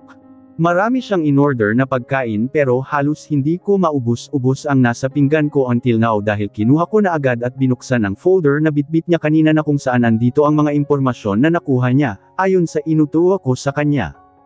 Kung sa anong paraan, layan ang bagay na hindi ko alam. Magkaiba ang tinahak namin na kurso kaya konti lang ang alam ko sa field na meron sila. Ikaw kasi, patawa, ano nga kasi kuya? Tell me kung anong pwede na ikaso sa kanila kung sakali. Handa ka na ba talaga? Hindi madali ang kaso Sheldon, aabutin tayo ng ilang buwan. Taon, kung ikaw lang gagawa. Then, help me, nariyan ka naman. Itinukod niya sa ibabaw ng lamesa ang kanyang kanang siko habang hinahaplos niya ang kanyang balbas na napapalibutan ng kanyang baba at mariin na nakatitig sa akin. Ngumiti ito bago sumagot. Pwedeng theft, fraud. At pwede mo ring kasuhan ng putol-putol naman itong sabi. Nang ano, kunot-nuo akong naghintay sa sagot niya. Convicted murder, ulit ko. Excited na ba kayo bukas? Basta, kung ano man ang mga magiging activity na gagawin natin ay dahan-dahan lang kayo ha, kapag ramdam nyo na ang pagod pahinga. Kung pinagpawisan don't hesitate to come with me para palitan ang damit nyo and of course have fun. Okay po Yaya, thank you po. Thank you Yaya Lingling. Sagot ng mga bata pagkatapos kong ilagay sa kanilang bag ang mga dadalhin bukas sa kanilang family day sa school. May mga activities na gagawin ang mga magulang together with their kids kaya bago ako matulog, na-check ko na lahat na dadalhin like palbo, bimpo, at mga bagong damit ng mga bata. You're welcome po o bakit hindi pa kayo natutulog? Kanina ko pa sila pinapatulog pero ito sila at gising pa. Gusto pa yata na lumabas na muna ako sa kwarto para matulog na sila. Hindi pa po kasi kami inaantok yaya, can you tell us a story po? Napakunot noon naman ako sa tanong ni Lysethia. Story? Like what kind of story, ba? Anything po, si Amalthea at sabay silang nahiga sa kanilang kama. At dahil tapos na ako sa mga gamit nila na ilagay sa duffel bag ay sila naman ang inaasikaso ko. Kinuha ko ang makapal na kulay pink na blanket at kinumutan sila para hindi sila lamigin dahil sa lamig ng aircon habang yakap-yakap nila ang kanilang teddy bear. Sinimulan ko ng magkwento para makatulog na sila. Pagkatapos nito ay dapat matulog na kayo ha. May activities kayo bukas at bawal ang mapagod at antukin. Okay po yaya mommy, promise po. Sus may pasumpa-sumpa pa ng kamay so Amalthea para maniwala ako. Tingnan nga natin kung totoo. Umupo ako sa gilid ng kanilang kama habang nagkukwento. There was a girl who lived like a princess in the province of a beautiful island and then. That girl was loved by her family so much. Alam mong nasa kanya na ang lahat, kayamanan, family and fame but she decided to try something new. Really? Ano po iyon? Nasubukan ang isang ordinaryong pamumuhay. And when she did, she was happy because she learned a lot. Natutunan niya ang kaibahan ng buhay prinsesa at buhay ordinaryong tao. At, napangiti na lang ako na makita silang tulog na pala. Ang bilis naman yata, wala pa ako sa kalahati magkwento. Bumaba na ako ng kama para makapagpahinga na sila ng maayos. Binuksan ko ang lamp na tanging ilaw nila kung matutulog at nang makita sila na malalim na ang tulog ay saka ko pa pinatay ang switch ng malaking ilaw. Paglabas ko ng kanilang kwarto ay naglalakad na rin ako patungo sa aking kwarto na katabi lang din sa mga bata para makapagpahinga na rin dahil bukas ay may activities ang mga bata at kasama ako. Pero bago ko buksan ang pinto ng kwarto ko ay may narinig ako ng ingay sa baba. Ang alam ko na wala pa si boss sa bahay o baka siya na nga iyang dumating pero parang hindi naman dahil kung siya ay naamoy ko na sana ang pabango niya na laging ginagamit. Ang perfume niya kasi ang pamantayan ko na nariyan o nandito na si boss sa bahay at ang babae o fake girlfriend niya na iyon ay nasa guest room na tutulog. Patay ang ilaw sa pangalawang palapag at tanging sa sala lang ang umiilaw. Bumaba ako ng hagdan para silipin kung may tao ba sa kusina. Katulong kaya? O si? Wait a minute, I gritted my teeth kapag maisip na nariyan siya at lumabas ng ganitong oras. It's already 10 in the evening at ganitong oras ay halos tulog na ang lahat ng mga tao sa bahay dahil maaga naman sila magising tuwing umaga. Ngunit pagdating ng sala ay wala naman akong napansin na may maingay. Ganoon din sa kusina, hindi naman katulong dahil may sarili silang maliit na bahay na kung saan doon sila natutulog. Nakapasok na ako kung saan sila natutulog, iba rin ang bahay ng mga guard or driver. Kumpleto naman sila ng mga gamit kahit toilet at ang tinatawag na dirty kitchen kung gusto nila doon magluto. Napabuntong hininga ako, baka guni-guni ko lang ang lahat at baka wala namang lumabas. Napatingin ako sa guest room sa kaliwang bahagi ng bahay. Tulog na kaya siya? Babalik na sana ako sa loob na mahadjap ko na bukas ang sliding door patungo sa likod ng bahay. Naramdaman ko kasi ang ihip ng hangin sa balat kaya alam ko na bukas ang pinto. Sa likod ng bahay kasi ay may maliit na ginawang opisina si Mr. Callisto. Naisip niya lang para kung may bisita na pupunta dito sa buhay ay para doon dumiretso kapag may meetings ang mga katrabaho niya. Isasardo ko na sana ang sliding door pero naisip ko muna na lumabas at para makalanghap lang saglit ng simoy ng hangin bago umakyat sa kwarto. Lumabas ako ngunit napahinto na may palakad-lakad na tao. Hanggang sa nagulat itong nakatingin sa akin. Ikaw? Jen Iza, umirap ito na tinawag ko ang pangalan niya. Bakit ka lumabas? Bakit hindi ba pwede at ikaw lang ang pwede? Mata-ray kong sabi. Sa hinihintay ko ang boyfriend ko na si Kale, paki mo ba? Aniya habang pinag-cross niya ang dalawang braso malapit sa kanyang dibdib at may galit ang tingin sa akin. Hinihintay mo siya pero nandito ka sa likod bahay, di ba dapat sa gate o sa garage ka naghihintay sa kanya? Nakita ko ang pagkabalisa niya at maya-maya ay tumawa itong binalik ang tingin sa akin. And so, hindi naman porket dito ako naghihintay sa kanya ay bawal na igusto ko dito sa garden. Bawal pa rin ba? As far as I know and my answer is yes. Napunta ang tingin ko sa hawak niya na cellphone na umiilaw. Tumingin muli ito sa akin at tinago ang cellphone niya sa kanyang likod. May nakakatakot ba na nagtitext o tumatawag sa cellphone niya? Ikaw iyon, huwag ako, dyan ka na nga, wala kang kwenta, sana umalis ka na lang sa pamamahay na ito. Panira ka talaga, kahit ang mga bata ay mailap sa akin dahil nariyan ka palagi, ang dalawa na iyan, mga pusa sa kanilang yaya na isang hampas lupa. Natawa ako sa hampas lupa na tawag niya though wala naman akong paki sa sinasabi niya tungkol sa akin, pero doon ako sa sinabi niya tungkol sa mga bata.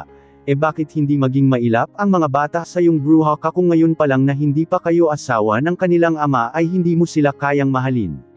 You hate them kasi masisira ang mga plano mo. Hindi ko nakikita sa kanya na maging mabuti siyang ina sa mga bata. Gusto ko mang sumbatan agad ang babae na ito sa lahat ng ginawa niya sa pamilyang Castillo, pero ang sabi ni Kuya, huwag na muna.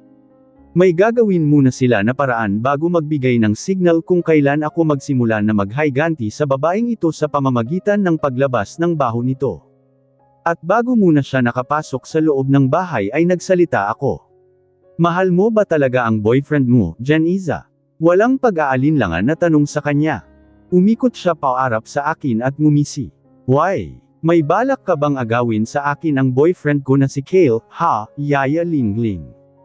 Ako naman ang ngumisi sa kanya at dahil malapit lang kami sa isa't isa kaya nilagay ko sa balikat niya ang palad ko at kunwaring may pinagpag na agad naman siyang umiwas. Kinikiliti ba siya o may takot na malagyan ko ng device ang balikat niya? Aw, baka nga may dumi ang kamay ko. Bakit ako sisigot sa tanong mo kung hindi mo pa sinagot ang tanong ko? Taas kilay kong balik sa tanong niya. Mas lalong nakikita ko ang galit sa pagmumukha niyang nakatitig sa akin. Mahal ko siya at alam ko na mahal niya rin ako. Marami na kaming plano sa buhay, nararamdaman ko na malapit na akong maging Mrs. Callisto kaya ikaw, kung may gusto ka sa kanya, huwag mo nang ituloy at masisira lang ang buhay mo, buong tapang niyang sabi. Oh really? Ngumisi ako. What if aagawin ko nga siya sa iyo? Ano ba ang kaya mong gawin sa isang tulad ko? Then I will kill you. Walang kurap na nakatitig lang ako sa kanya. Ayokong may kagaw ako sa lahat, ayokong maaga ng isang tulad mo si Kale. Kaya mo iyon. Ang patayin ako. Hindi ka ba natatakot? Tumawa ito sa sinabi ko. Matakot? Bakit naman ako matatakot? Hindi ako mabibilanggo kung yan ang gusto mong iparating sa akin, Lingling. Hindi mo kaya kung anong kaya kong gawin sa iyo, nang gagalaiti niyang sabi sa akin. Kunwari nagulat ako at nilagay sa dibdib ko ang aking palad. Wow! Magugulat na ba ako sa pagbabanta mo na iyan? Kaya pala, until now ay buhay ka pa rin. Anong sabi mo? I'm still alive until now dahil hindi ko pa ginawa, baka sa'yo o alam mo simula pa lang na bumalik ako rito ay hindi na kita gusto. Kumukulo na ang dugo ko. Mabuti na lang talaga at hindi ka nagustuhan ng boyfriend ko, well sa bagay, dahil isa ka lang na dehamak na yaya ng mga bata. Alam ko kung ano ang mga tipo ng boyfriend ko na si Kale at ako iyon, kaya ikaw. Huwag mo siyang agawin sa akin kung ayaw mong mawala ng trabaho at higit sa lahat, mawala sa mundo, giit nitong sabi. Pumalakpak ako sa sinabi niya. Ang tapang talaga, nakita ko na gusto na itong sumabog habang matalim ang tingin sa akin. Nakakatakot ka nga, pero sa ating dalawa ay parang ikaw itong natatakot ayon na rin sa nakikita ko sa iyong mga mata dahil takot ka na, hindi mo makuha ang gusto mo sa pamilyang Castillo, may gulat itong napatingin sa akin. Gotcha. Magsasalita pa sana ito ngunit agad din niyang tinikom ang bibig niya. Hay! Bakit hindi pa kayo natutulog? Gabi na, pareho kaming napalingon ni Janiza dahil sa narinig namin na boses malapit sa sliding door na pinto. And there he is, si Kale with his long sleeve na nakatupi sa kanyang siko at panarese ng black slack habang may bitbit ito ng paper bag sa kaliwang kamay at kanyang suit na itim. Nakatayo ito sa hambo ng pinto at palaipat-lipat na nakatitig sa amin ng kanyang ex-girlfriend. Kunwari nagulat si Janiza at parang pato kung maglakad patungo sa kanyang boyfriend daw. Oh my honey, bakit ngayon ka lang? Kanina pa ako naghihintay sa iyo malapit na nga akong magtampo. Maarte nitong sabi sa lalaki. Yamakap ito kay boss at si boss naman ay lumingon sa akin. Umirap ako at naglakad na rin papasok sa loob para makatulog na ng maaga. Tulog na ba ang mga bata? For sure ako ang kausap nito kaya tumalikod ako at binalik ang tingin sa kanya. Yes boss, kanina pa po, mauna na po ako, matutulog na rin po ako. Sabi ko sa kanya at nauna nang umakyat ng hagdan dahil malapit na maging puti ang kulay ng mata ng katabi niya na kung makakapit sa braso ay akala mo aagawin ko ang boyfriend niya. How's your work, hon? Napagod ka ba? Doon ka muna sa kwarto ko, alam ko para matanggal ang pagod mo, nang aakit pa na sabi nito sa boyfriend niya. Iyo gabi na at pagod ang tao, don't say kakanta pa at sasayaw sila ng 8-8 sa kwarto para mawala ang pagod. Iyo na lang talaga, ngiwing bulong ko at agad pumasok sa aking silid. 5:30 na ng umaga at ito ako malapit ko nang matapos na ayusin ang buhok ko, ginawa ko kasing centipede ang style, handa na at excited sa kanilang family day ng mga bata. Hindi ko sila kadugo at yaya lang ako ni Amalthea and Lysithea pero ito ako at excited pa sa kanilang activities mamaya sa school, mamayang 8:00 pa naman magsisimula pero maaga lang ako ngayon nagising. Ngayon ko naiintindihan kung bakit masaya ang mga magulang ko. Wala ako sa mood pero ang saya ng mga magulang ko noong may family day din sa school. Sana, hindi lang ako ang excited kundi ang mga bata rin. Memorable ito dahil hindi lang si boss ang pupunta, may Jen Iza rin sila nakasama. Pagbibigyan ko siya na maging maayos ang pakikitungo niya sa mga bata, sana lang, galingan niya lang dahil kung hindi, makakatikim siya sa akin, ibalibag ko siya kung maglinarte lang siya sa campus.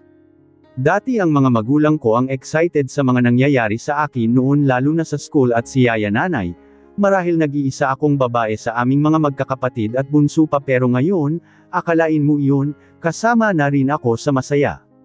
Hindi naman ako kasama sa laro o ano pang activities ng mga bata, ang tangi kong gagawin mamaya ay ako lang naman ang taga-kuha sa kanila ng mga picture. Kagabi ko pa inihanda ang mga gagamitin ko na bala para sa aking camera, at sa mga ano pang kakailanganin mamaya sa school. Ipiprint ko lahat na makukuha ko na shots sa kanila at iyon ang ibibigay ko sa next birthday nila o sa darating na Pasko. Mabuti na lang at nawala na ang antok ko na nakaligo ako ng malamig na tubig. Sumilip ako sa orasan na nakalagay katabi ng vanity mirror. 6 in the morning, I'm ready. Masayang bulong ko sa aking sarili. Pagkatapos kong ayusin ang buhok ko ay tumayo na ako para puntahan ang mga bata. Babalikan ko na lang ang mga gamit mamaya para ibaba.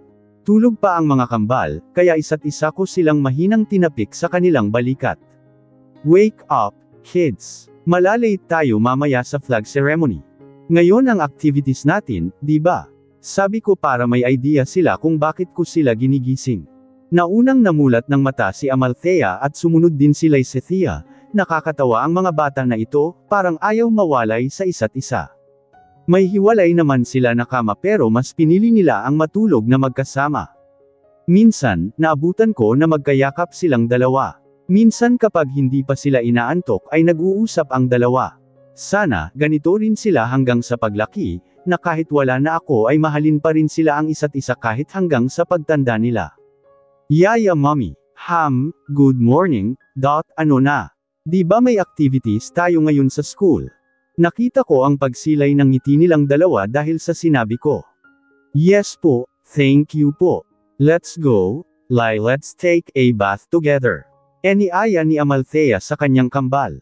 Hindi naman yumangal ang isa at agad bumangon sa higaan, sabay sila nagdasal muna at sabay ding bumaba para pumunta na ng banyo para maligo.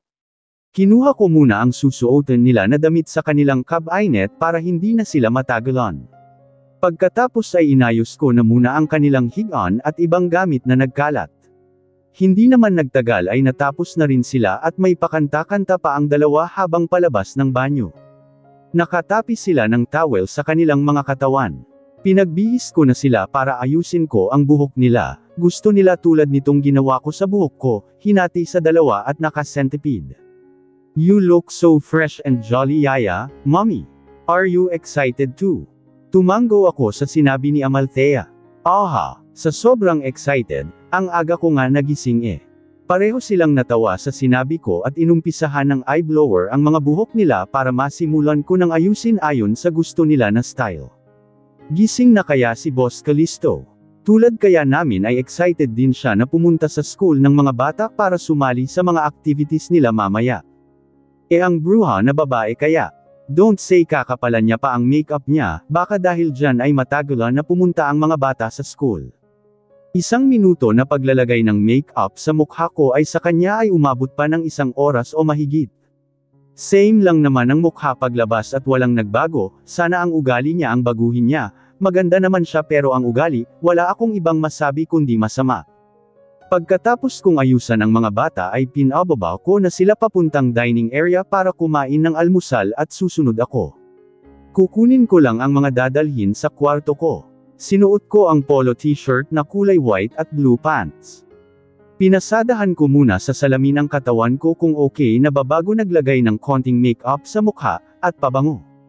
Kinuha ko na rin ang sunblock para kung may activity outside magagamit ko ito sa mga bata dahil medyo mainit ngayong panahon at ayon na rin sa weather update ng phone ko. Pagkatapos kong masuot ang white sneakers ay saka pa lang ako lumabas ng kwarto bitbit ang duffel bag ng mga bata para makakain na rin muna ako ng almusal. Nilapag ko muna sa sala ang bag at pumunta sa dining baka hindi pa tapos ang mga bata. Good morning Manang Marivic. Bati ko kay Manang na magkasalubong kami sa pasilyo kaya sabay na kaming pumunta ng kusina dahil doon din ang tungo niya. Good morning Lingling. Kumakain na ba ang mga bata? Malungkot itong tumingin sa akin. Ayon kumakain naman sila, malungkot nga lang. Bakit naman? Napahinto na makita ang mga bata na parang malulungkot nga ang mga mukha, why? Hindi ba nila nagustuhan ang mga ulam na nakahain? Or dahil matagal ako na bumaba? Hey! Bakit parang hindi kayo masaya ngayon, ha? Nasa hapag-kainan kayo kaya dapat hindi ganyan ang mga mukha nyo, bakit ang lungkot nyong tingnan? Akala ko ba excited kayo para mamaya? Sorry natagalan ako sa pagbaba, wait tapos na ba si daddy nyong kumain? Tanong ko rito, umiling lang silang dalawa at nagpatuloy na kumain pero may lungkot pa rin sa mga mata nila. Kung hinahanap mo si Sir Kale, wala rito Lingling, napaangat ang tingin ko kay Manang. Saan po? Umuwi po siya kagabi at alam niya rin na may event ang mga bata sa school. Paliwanag ko, nasa hospital ngayon si Boss Kale. Napatayo ako ng tuwid sa sinabi ni Manang, kinakabahan. Bakit po? May sakit po siya. Umiling si Manang sa akin habang nagpupunas ng kanyang kamay ng malinis na towel. Biglang sumakit ang tiyan ni Ma'am Janiza kaya sa sobrang pag-alala ni Ma'am ay nagpasama siya kay Sir Kale. Kaya mauna na kayo sa school kasama ang mga bata pagkatapos at doon na lang siya dediretso, paliwanag ni Manang na siya namang ikinagalit ko. Tapos na kami yaya, kumain ka na rin po, then aalis na po tayo pagkatapos naming mag-toothbrush ng ngipin po ni Kambal. Thank you po sa masarap na ulam Yaya Marivic. Akyat na muna kami sa taas po. Matamlay na wika ni Amalthea kaya nagkatinginan kami ni Manang Marivic at sabay ba malalim na napabuga ng hangin. Awang-awa sa mga bata. Umalis ang dalawa na mabigat ang mga paa sa paghakbang, ibang-iba kanina paggising at kausap ko habang inaayusan. Narinig ko ang malalim na pagbuntong hininga ulit ni Manang kaya matamlay din akong napatingin sa kanya. Bakit ba kasi bigla na lang sumakit ang ng tiyan ni Ma'am Janiza, ano kaya kinain noon kagabi? Aniya na mas lalong nagpakulo sa akin. Tama nga naman, sa daming araw bakit ngayon pa sumakit ang tiyan niya? Sisiguraduhin niya lang na masakit talaga ang tiyan niya at kung hindi at nagdadrama lang, baka hindi niya alam ang perwisyo na ginawa niya. Ako talaga ang makakalaban niya. Baka kinabag lang Manang, akala siguro magkikita na sila ni San Pedro, masama siya na damo kaya matagal pa siyang kunin. Bulong ko na alam ko naman naririnig ni Manang. Ewan ko lang talaga Lingling, hindi ko rin masasagot ang tanong mo. Naawa lang ako sa mga bata, masaya silang bumaba ng hagdan tapos noong nalaman na wala ang daddy nila ay naku ang lungkot ng mga mukha. Saad ni Manang. Ewan ko lang talaga Lingling, hindi ko rin masasagot ang tanong mo. Naawa lang ako sa mga bata, masaya silang bumaba ng hagdan tapos noong nalaman na wala ang daddy nila ay naku ang lungkot ng mga mukha. Saad ni Manang. Hayaan mo po, pagsabihan ko po ang ama nila na under desaya agad sa girlfriend. Natawa si Manang dahil sa sinabi ko. Ikaw talaga babata ka. Sana matapos na agad ang resulta kay Ma'am Janiza at nang maaga makapunta si Sir sa paaralan ng mga bata. Naawa naman ako sa mga bata, Hayes, halos hindi ko malunok ang kinakain ko na tinapay dahil saksi ako sa nakita ko na lungkot sa mga mata nila at kilos. Narinig namin ang yapak ng mga bata pababa ng hagdan kaya tumayo na ako at nilagay sa lababo ang ginamit ko na pinggan. Are you done, Yaya? Let's go na po. Sila'y si Thea at nauna nang naglakad patungo sa pinto bitbit ang kanilang bag na maliit. Kinuha na ni Kuya ang duffel bag kaya ang bitbit ko na lang ay ang bag ko. Sinilip ko ang phone at wala man lang akong natanggap na chat o text galing sa kanilang ama. Diretso na raw si daddy niyo sa school baby, baka naroon na siya ngayon. Sabi ko sa kanila habang nasa biyahe na kami para naman mabawasan ang kanilang lungkot. Okay po Yaya, iyan din po ang sabi ni Yaya Marivic po sa amin kanina. Sana maayos na po ang kalagayan ni Tita Janessa para sabay po sila ni Daddy na pumunta sa school namin, halos may piyok sa pagsabi si Amalthea. Nakagat ko ang ibabang labi ko at pinigilan ang aking sarili na maiyak sa harapan ng mga bata. Bakit ba kasi ngayon pa Janiza? Narinig namin ang pagtunog ng cellphone ni Kuya na nasa dashboard kaya kinuha niya ito at sinagot habang naka-stoplight. Sir. Opo sir, nasa biyahe na po kami. Sige po. Si Daddy niyo hiha, gusto kayong makausap, saad ni Kuya sa mga bata. Kinuha ko ito sa kanya at binigay sa mga bata. Hi Daddy. Kumusta na po si Tita Janessa po? Is she okay? Napabuntong hininga na lang ako habang nakatanaw sa labas ng kotse na sa daming importanteng pwedeng itanong sa Daddy tulad na lang kung nasa school na ba ang Daddy nila ay nag-alala pa rin sila sa kanilang Tita Janiza na iyon. Ang swerte naman ng babae na iyon, na hindi kumikimkim ng galit ang mga bata sa kanya sa kabila na hindi niya pagtrato ng tama noon at nagpapakitang tao lang ngayon. Okay po, tell her po kay Tita Janiza na get well soon po. It's okay Daddy, we will wait for you na lang po sa school. Sige po Daddy, thank you po, we love you po, see you po. Narinig ko na wika ni Lycethia. Nagkatinginan kami ni Kuya ang driver namin at umiling sa isa't isa. Naawa kami sa mga bata, akala pa naman nila na magkasama sila na apat sa iisang sasakyan papuntang school pero hindi pala. Galingan natin mamaya ha, baka may mga prizes na ibibigay si teacher or maraming stars. Masayang wika ko para naman hindi sila malungkot habang nasa biyahe, hindi naman sila ganito kalungkot kapag wala ang daddy nila dahil minsan nasa out of town pero ngayon kasi ay event ito sa school na kasama ang mga mahal sa buhay o magulang nila, at since si boss na lang ang magulang ng mga bata tapos ganito pa ang nangyari. Kaya nakakalungkot talaga na kung bakit ngayon pa nagkaproblema ang tiyan ng babae na iyon. Namimilipit daw sa sakit paggising ang babae kaya tinawag niya si Kale at nagpadala talaga siya sa hospital. Sana gumaling na at papunta na sa school si Sir Kale bago kami dumating para naman manumbalik ang saya ng mga bata. Hindi na rin ako nagtanong sa kanila kung ano ang sabi ng daddy nila nung nag-usap sila.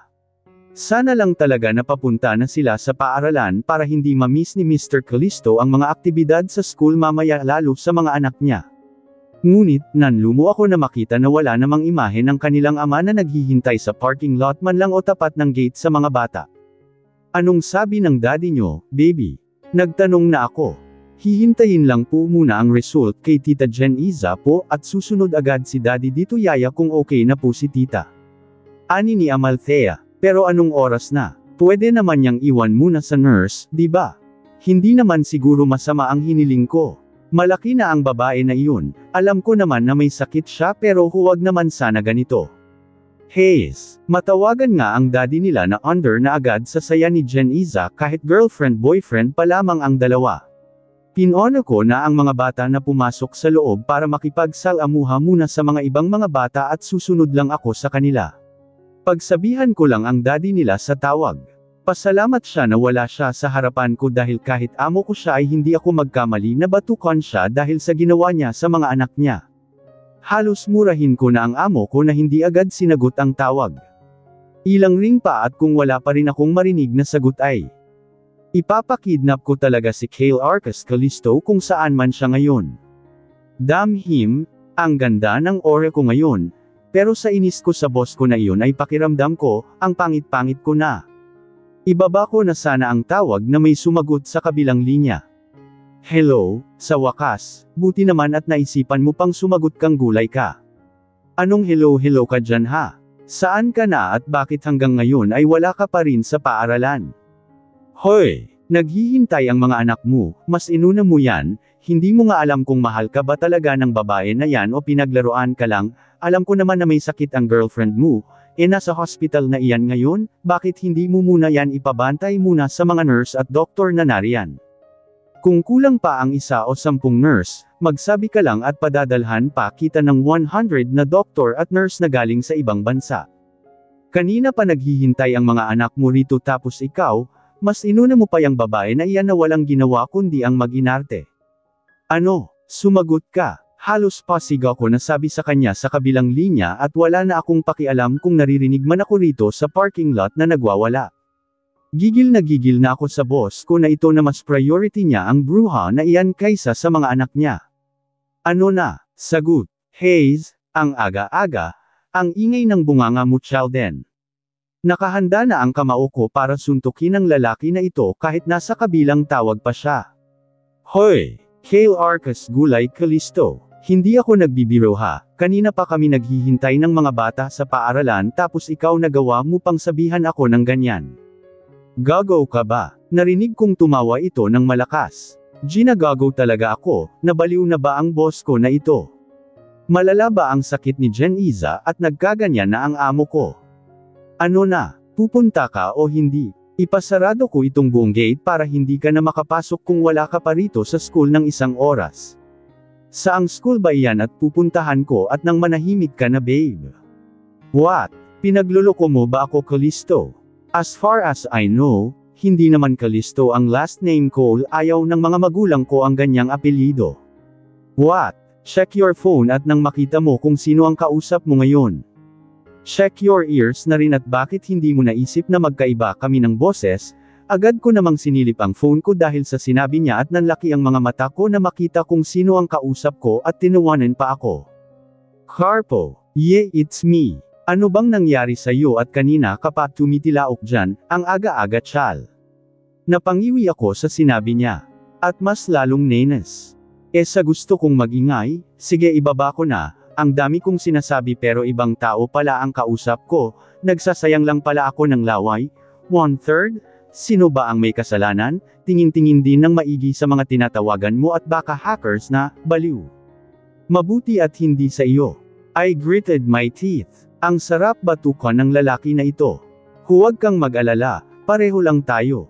Ibaba ko na at may tatawagan ako na nakakainis na tao.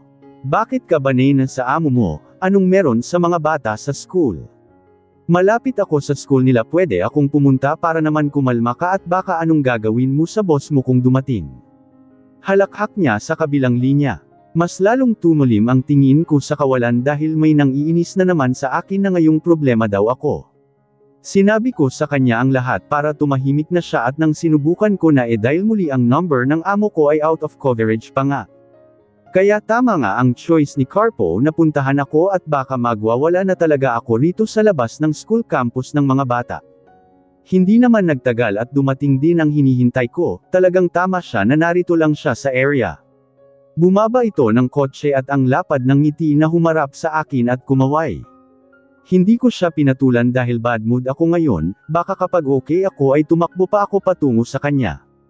Chill babe, with your scary eyes. Parang gusto mo akong lamunin habang buhay. Aniya sabay tawa ng makalapit.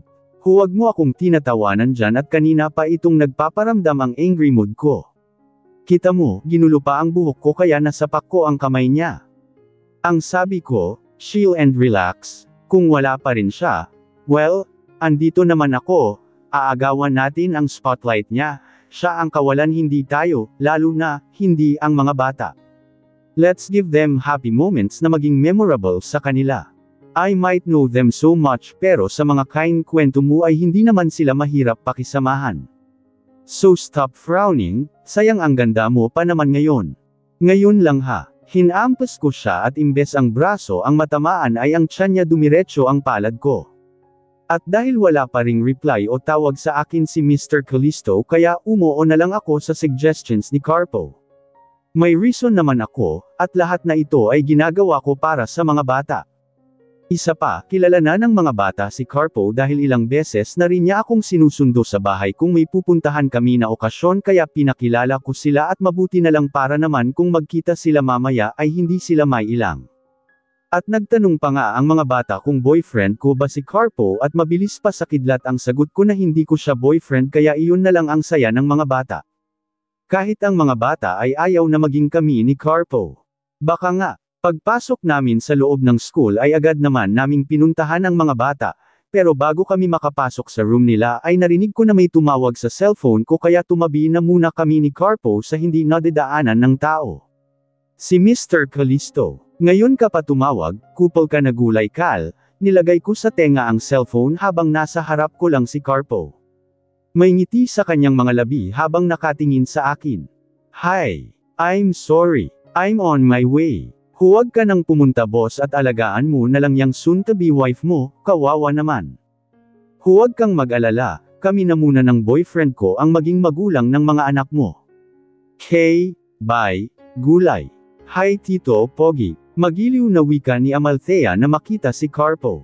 Pogi raw, saan banda? Well, may ibubuga din naman ang loko na ito. Mabuti na lang hindi na ganoon kabigat ang mga mukha ng mga kambal hindi tulad kanina na sobrang lungkot talaga.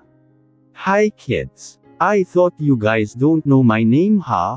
Ganyan dapat ang itatawag nyo sa akin.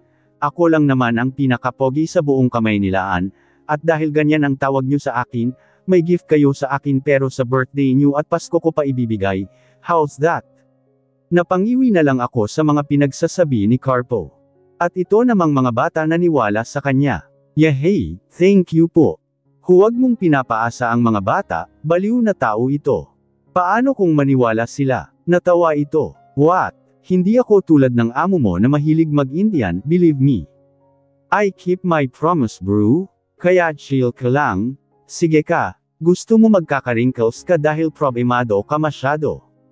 Masama ang tingin ko sa kanya ngunit ang lalaki na ito ay panay naman ang ngisi. Sinapian na naman ito ng pagiging perfect niya nakarinig lang na pogi siya. Nagkibit-balikat na lang ako habang nagsisimula na ang programa. Kasama ko ang mga bata at si Carpo, ayos naman pala kung wala siya. Binaliwala ko ang mga matang napapasulyap sa amin na para bang isa kaming misteryoso na dumating kasama si Carpo. Mabuti na lang at hindi naka-formal na panamit ang lalaking ito, naka-polo shirt lang din ito na may butones sa gitna at panaresen ng khaki short. Walang Callisto na sumulpot at hindi ko na rin sinilip ang cellphone ko. Hindi na nagtanong ang mga bata, marahil alam na nila ang sagot kung magtanong sila sa akin kung saan na ang ama nila. Malinaw na marahil sa kanila ang sinabi ni Boss Gulay kanina noong tumawag na susunod lang ito dito sa paaralan, pero ang tanong kung anong oras. Tell me kapag pinawisan na kayo ha. Pumunta agad sa akin para mapunasan ko ang likod nyo or makapagpalit kayo ng damit. Maliwanag. Paalala ko sa mga ito. Yes yaya mommy. Thank you po, sabay na sabi ng dalawa at kami ni Carpo ay hinayaan na muna namin sila na makipaglaro sa mga kaklase nila habang may nagsasalita pa na host sa maliit na stage para i-welcome ang mga dumalo. Mabuti naman at nakaya mo sila. Dalawa na iyan Chal. Pwede na, kunotno akong nakatingin kay Carpo. Anong pwede ka riyan? Pwede na akong mag-asawa. Layan ang laging sabi ni mommy sa akin sambit ko habang ang mga mata ay nasa dalawang bata. Pwede na maging yaya kapag may baby na rin ako, ikaw ang kukunin ko, kung gusto mo lang, don't worry triple ang isasahod ko sa iyo. Aniya sabay halakhak. Managinip ka na lang Carpo. Wala sa isip ko na maging yaya ng mga anak mo, baka tulad mo na number 1 pasaway. Huwag na lang at baka maaga pang pumuti ang buhok ko kung sa triple na bayad na iyan ay kasama ka sa aalagaan ko. Mahabang paliwanag ko na siya namang walang tigil na pagtawa. Sayang-saya talaga ang lalaki na ito kapag kasama ako. Pareho sila ng mga kapatid ko, mapangasar palagi sa akin. Wala talagang matino sa kanilang apat. Pagkatapos ng flag ceremony at pagbibigay ng welcome speech ang guro ay nagsimula na ang mga activities ng mga bata at mga magulang kaya naging busy ang lahat. Nasa athletic field kami ngayon kasama ang lahat ng mga bata at magulang. Hindi rin ako makapaniwala na kabilang ako at si Carpo ngayon, sinabi muna namin sa teacher na hindi man kami ang mga magulang ng kambal pero willing kami na maging mga magulang. Ngunit lamisaw ang ngiti ko na makita si Mr. Callisto na naglalakad patungo sa direksyon namin ni Carpo ngunit masama ang tingin sa amin. Hindi ko siya pinansin at nagpatuloy lang sa pakikipag-usap kay Carpo at Diwata habang kinukunan ng picture ang mga bata. Yaya Mommy, lumingon ako kay Amalthea na tinawag niya ako. Bakit? Laro po tayo ng sack race. Oo ba? Sali ka. Tukoy ko kay Carpo, aba. Siyempre, kaya nga ako pumunta rito para magselos si boss mo. Tuldok-tuldok. I mean, para makisali din ako sa mga activities ng mga bata. Aniya sabay silip kung saan ang boss ko. May kausap ito na matandang lalaki kaya hindi pa ito nakarating kung saan kami ngayon nakatayo. Wala ka talagang paki sa mga anak mo ha, sige lang. Talaga lang Carpo, sana all na lang willing maging daddy of the day, pwede ka na pala mag-asawa kung ganoon. Really? So, pwede na tayong dalawa. Sabihan ko si tita at tito, nihampa ko siya sa balikat dahil ako pala ang tinutukoy niya. Sayo, no way at masisira lang ang araw ko sayo kung tayo ang magkatuluyan. Hindi mo sure. Ang sarap, sarap ko kaya, magmahal, tawang-tawa siya tingnan mo at ginulo na naman ang buhok ko. Bamaling ako kay Boss Gulay, aba, may kausap pa rin ng matandang lalaki. Hindi pa rin tapos ha, anong klaseng pag-uusap iyan? Meeting. Ginagawang meeting ang araw ng family day. Ang sarap puntahan kung saan siya ngayon nakatayo at pinggutan ang tenga dahil dapat sa mga bata siya unang pumunta at mangumusta. Hindi ko alam kung nakita na siya ng mga bata o hindi pa, hindi naman nila tinatawag ang kanilang ama o dahil alam nila na may kausap ito. Hindi ko siya sinilip at bahala na siya sa buhay niya. Gusto ko na maging memorable ang lahat sa mga bata na kahit hindi man sila complete family o wala ang kanilang ina ay narito kami ni Carpo parang maging mga magulang nila. Are you ready, Tito Pogi? Me. Of course kids, I'm ready. Aba, pinaghandaan talaga ni Carpo Boy. Are you sure po? How about your knee po? Baka kasi biglang sumakit po. Nag-alala po kami. Humahalaklak ako ng tawa at walang pakialaman sa paligid dahil sa sinabi ni Amalthea. What? Of course, my knee, my shoulder, my head, malakas pa sila. What do you think of me kids? Mahina na ang mga buto-buto. Yes po baka need nyo po muna ng gamot pampalakas po mas lalong bumagsak ang balikat ni Carpo dahil sa sinabi ng mga kambal, napabungisngis na rin sila ng tawa, hindi rin magpapatalo. Kung inaasar ako ni Carpo, meron naman akong kakampi sa asaran, at ito ay sina Lycethia and Amalthea. Watch me kids. Watch me. Gawin mo. Hindi yung panay ang watch me mo, sagot ko rin sa kanya na siya namang hindi makapaniwala. Pasensya na, bawi-bawi lang din sa pang-aasar. Ang bobyuli niyong tatlo sa akin, suck. What is the name of the game? Hindi yun boses ni Carpo ang nagsalita na katabi ko kundi kay boss na mismo lalo at naamoy ko rin ang pabango na gamit niya. Hindi ko siya sinagot tulad ng plano ko dahil sa ginawa niya. Instead, kinuha ko ang kamay ni Carpo at pinuntahan ang mga bata. Pasensya na lang siya, ngayong araw ay maging bastos na muna ako sa harapan niya dahil sa ginawa niya sa mga bata. Kung hindi siya kinulit sa tawag o text kanina ay magmamadali kaya siyang pumunta sa school. Malamang hindi, priority pa rin niya ang girlfriend niya. Ling-ling, I'm talking to you. Aba, lumapit pa talaga ulit sa akin kung nasaan ako. Hinarap ko siya na may galit ang mukhang nakatitig sa kanya. Well, I don't want to talk to you, either, Mr. Callisto, sambit ko na siyang ikinagulat niya. Nagpatuloy ang sack race na si Carpo ang kasama ko at ng mga bata.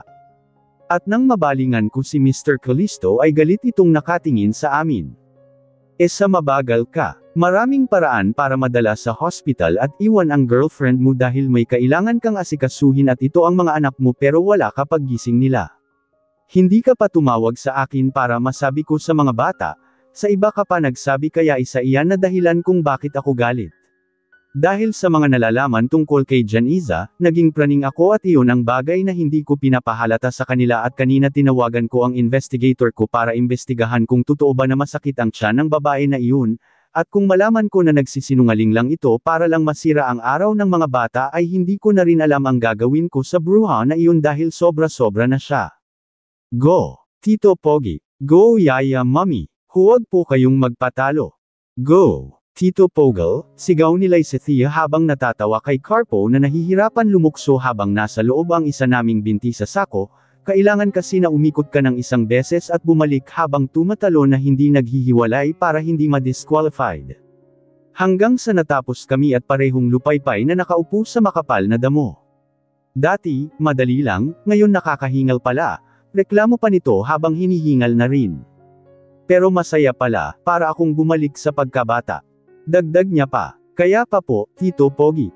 Leon palang ginawa natin, tired ka na po. Kunwari masama ang tingin ni Carpo kay Lysethea, samantalang ako ay hindi mapigilan na matawa. Tuldok-tuldok. Ako tired. Hindi kaya. Gusto ko pa nga eh. Are you sure po? We have wheelchair po. Napanganga na lang si Carpo dahil hindi talaga siya tigilan sa pang-aasar ng dalawa. Binubuli ako ng mga bata, Sheldon. Do something. Bahala ka riyan, maliit sila, malaki ka na, pasalamat kayo at mabait ako na tao. Ngiwi ko sa sinabi niya. Mabait daw. Amalthea, Lysethea, Daddy. Tawag ni Amalthea sa kanilang ama. Umirap ako at hindi ko na sinaway ang dalawang bata na lumapit sa kanilang ama at mag-usap. Nariyan na siya, hindi na ako kailangan dito. Stay, are you sure? Tumango ako kay Carpo. Oo, ayokong makausap siya kaya, huwag kang aalis. Sabi ko sa kanya, paano kung siya mismo ang magpapalayas sa akin dito? Binalingan ko si Carpo. Why? Are you scared of him? Akala ko ba matapang ka? Pang-aasar ko. Of course, matapang ako, napailing na lang ako na pinatapang niya nga ang boses niya pero makikita mo naman na medyo takot pa rin siya. What? Pinagtawanan mo naman ako. Hindi ako takot sa kanya, promise. Sa nakakatawa ka, sok, yaya. Napalingon ako sa may likuran ko na tinawag ako ni Amalthea. Ngingiti na sana ako ngunit biglang lumuso ang ngiti ko na makita ang kanilang ama na nakasunod sa kanila papunta sa direksyon kung saan kami ni Carpo. Masama ang tingin ko kay boss at si boss naman ay parang kung wala ang mga bata ay parang gusto niya nang suntukin itong katabi ko na ang lapad ng ngisi habang nakatingin sa akin at sa boss ko. Binigay ko ang atensyon ko sa mga bata. Yes baby. Since Tita Janiza is not here po, kayo po sana ni Daddy ang kasama namin po sa ating next games po. Aniya. Ako. Opo, pwede bang kami na lang ni Tito Carpo ang magkasama or pwede namang silang dalawa? Nagkatinginan kami ni Carpo at Boss Gulay. Umirap ako sa kanilang dalawa dahil narinig nila ang sinabi ko. Okay po. Pabalik-balik ang tingin ng kambal sa akin at sa daddy nila. Since wala nga ang bruha kaya no choice kundi ang sumang-ayon sa gusto ng mga bata.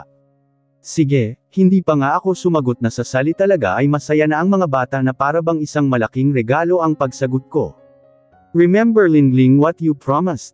You have to do this for the kids' happiness. Hindi ko pa rin pinansin si Mr. Callisto at pumunta kaming apat sa kung saan ang mga ibang mga parents at mga bata. Iniwan ko muna si Carpo kasama si Diwata na nakaupo sa may bench, kasama kasi ni Diwata ang mga magulang ng kanyang binabantayan kaya hindi siya sumasali sa laro kundi nag-a-assist lang kung kailangan.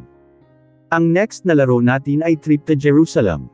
Iba ang rules natin dahil ang mangyayari, parehong sumasayaw si Daddy, Mommy at ang mga anak niyo, and then when the music stop, dapat nakaupo na ang mga daddy sa upuan and the mommy and the children. Find your partner at doon kayo umupo, okay? Huwag sa ibang partner. Kaya daddy, nasa inyo ang laban dahil paunahan ito na makahanap ng upuan. Paliwanag ng host. Hayes, sana pala hindi na lang ako sumali kung ganito lang pala ang rules. Sana pala sila na lang ang partner ni Carpo. Let's go mommy. Ano pa ba ang magagawa ko kung di ang sabayan ang mga bata na sa mga activities nila ngayong araw? Ang pangako ko ay maging memorable ang araw nila kaya dapat lang na maging masaya sila hanggang sa matapos ang family day na ito. Kahit papano ay nabawasan na ang lungkot sa kanila pero ako, hindi ko pa rin makakalimutan ang ginawa ni Mr. Callisto. Ewan at kung bakit big deal sa akin ang nangyari. Marahil ilang beses na ganito ang ginagawa niya. Sinabihan ko si Carpo na siya na muna ang maging photographer namin at kita ko sa mukha niya na ayaw niya pero wala siyang magawa kung nagpa-puppy eyes na ako sa kanya. Nagsimula ang laro na hindi ko pinapansin si Mr. Callisto kahit ilang beses na kamuntikan na kaming magkasalubong ang mga mata dahil bigla-bigla ba naman akong itutulak ng kambal na umupo sa kondongan ni boss para hindi maaga ng iba ang upuan. Mas double pa nga ang saya ng mga bata na nanalo kami. Pero ganoon pa man kahit isang sulyap sa amo ko ay hindi ko pa rin siya pinapansin kahit man lang ngumiti. Nandito pa rin ang ginawa niya sa mga bata at ako ang klase na tao na hindi mananahimik hanggat hindi ko masabi sa kanya kung bakit ako nagkaganito or dahil sumusubra na talaga si Janiza at itong isa naman ay naniwala. Kung sa ibang bagay ay pwede pa akong magpasensya pero sa ginawa niya sa mga bata at mas priority niya si Janiza na walang ibang ginagawa kundi ang sirain lamang ang araw lalo ang kasiyahan ng mga bata ay nakakapanggigil ngang isipin. Hanggang sa pagkain ng tanghalian at biyahe pauwi ng bahay ay hindi ko pa rin siya kinakausap. Patulog na ako na may narinig ako ng katok sa labas ng pinto ko. Bumangon ako at bumaba ng kama, baka si Manang Marivic lang ang kumatok, hindi kasi ako kumain ng hapunan dahil wala akong gana.